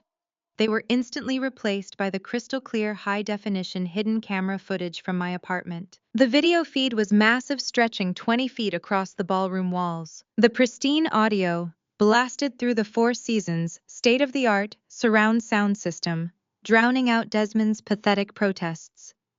The entire ballroom watched in stunned, breathless silence as the 50-foot-tall digital version of Desmond tore my condo apart. They watched him hurl furniture, smash glass, and rip apart my files like a deranged lunatic. And then, his own voice thundered from the speakers, echoing off the crystal chandeliers with devastating clarity. "She knows I cooked the corporate books for 5 years," the digital Desmond roared from the screens. "Beatrice copied my ledgers. She mapped the entire offshore network. Everything. The fake vendor invoices, the missing pension funds, all of it. I funneled $40 million in cash to the Caymans, Tasha. 40 million. A collective horrifying gasp ripped through the crowd. It was the sound of 100 wealthy, powerful people simultaneously realizing they were standing in the middle of a federal crime scene. The video continued to play, Desmond explicitly outlining his own tax fraud, his embezzlement, and his terror of federal prison. The confession was absolute. It was unassailable. There was no spin, no public relations maneuver, and no legal loophole that could possibly save them from their own recorded words. I stood at the center of the stage, watching the absolute destruction of my siblings' empire unfold in real time. In the crowd, the reaction was instantaneous and violently swift. The polite veneer of high society completely shattered. Mega church leaders turned their backs and sprinted for the exit doors, desperate to avoid the inevitable media fallout. Elite venture capitalists and angel investors immediately whipped out their smartphones, their thumbs flying frantically across their screens as they called their wealth managers, screaming orders to freeze accounts, halt pending transfers, and sever any and all financial ties to the Beatrice brand. The wealthy elite were abandoning ship, fleeing from Jasmine, DeAndre, and Desmond as if they were infected with a lethal virus. Jasmine sank to her knees on the stage, the heavy silver beads of her gown pooling around her like broken glass. She stared out at the stampeding crowd, her hands covering her face as she let out a long, ragged wail of pure despair. DeAndre remained frozen in his VIP booth, completely paralyzed by the realization that the violent men who held his shadow mortgages were undoubtedly watching this exact footage on the evening news. Desmond lay curled on the stage floor, weeping openly, his hands covering his ears as his own voice continued to broadcast his crimes to the world. I lowered the microphone. I did not need it anymore. I turned my back on my weeping sister, my paralyzed brother, and the shattered remains of their fraudulent dynasty. Elias offered his arm and I took it, walking gracefully down the stage steps in my emerald gown, flanked by my team of invincible lawyers. We walked straight through the center of the chaotic, panicking ballroom, leaving the ashes of their empire far behind us. As my hand reached toward the heavy brass handles of the mahogany exit doors, they violently exploded inward. I stepped back smoothly, allowing the tactical vanguard to breach the perimeter. 24 federal agents poured into the glittering ballroom. The sharp, unmistakable block letters of the FBI and the IRS Criminal Investigation Division were emblazoned across the backs of their dark tactical windbreakers. The aesthetic clash was incredibly jarring. Armed federal authorities storming a room dripping in imported orchids, weeping ice sculptures, and the suffocating scent of expensive perfume. The lead investigator, a tall, imposing man whom I had securely communicated with hours earlier, stepped through the threshold. He briefly locked eyes with me, giving a sharp, almost imperceptible nod of acknowledgement before turning his attention to the stage. "Shut it down," the investigator ordered, his voice cutting through the rising panic of the crowd. "Secure the exits. Nobody leaves until we clear the principal targets." The agents moved with terrifying practiced efficiency. They marched straight down the center aisle, their heavy boots trampling over the dropped crystal champagne flutes and scattered rose petals. Desmond did not even try to run. He lacked the spine for a physical confrontation. He lay curled in a pathetic ball on the carpeted stage, his face buried in his hands, sobbing uncontrollably. Two heavily armored agents hauled him to his feet by the lapels of his ruined bespoke tuxedo. The harsh metallic ratcheting of steel handcuffs echoed sharply through the room as his wrists were locked tightly behind his back.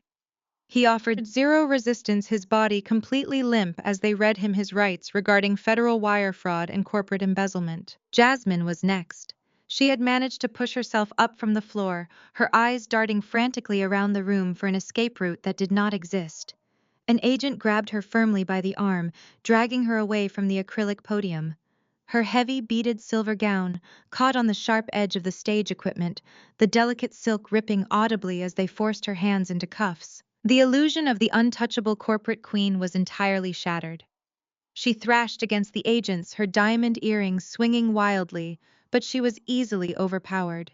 She looked small, terrified, and utterly defeated in her torn haute couture. Up in the elevated VIP booth, DeAndre was completely ignored by the initial wave of arresting agents. His punishment was entirely digital, and it was far more lethal.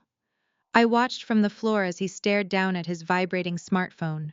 The bright screen illuminated his sweat-drenched face in the dim lighting of the booth. It was an automated priority notification from his shadow lenders and the primary holding bank. The alert confirmed that the sprawling Buckhead mansion had been officially seized. The assets were frozen, the digital locks had been overridden, and the property was repossessed.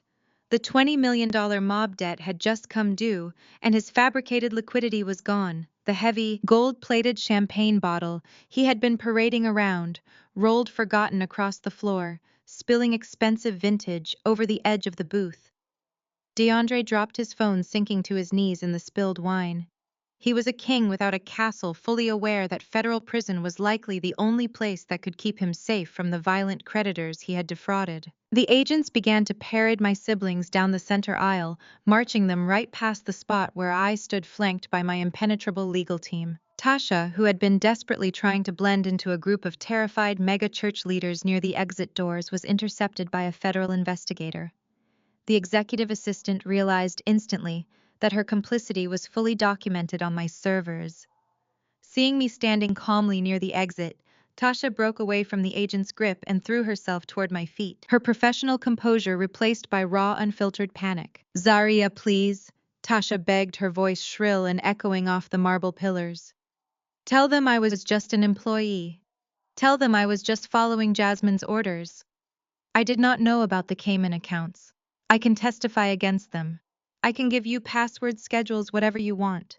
Please, you have to help me. I am not going to federal prison for them." Jasmine dug her high heels into the marble floor, forcing the agents escorting her to a halt just inches from me. Hearing her assistant immediately offer to flip on her caused a fresh wave of horror to wash over her face. But the venom and condescension that had defined Jasmine's entire existence were completely gone.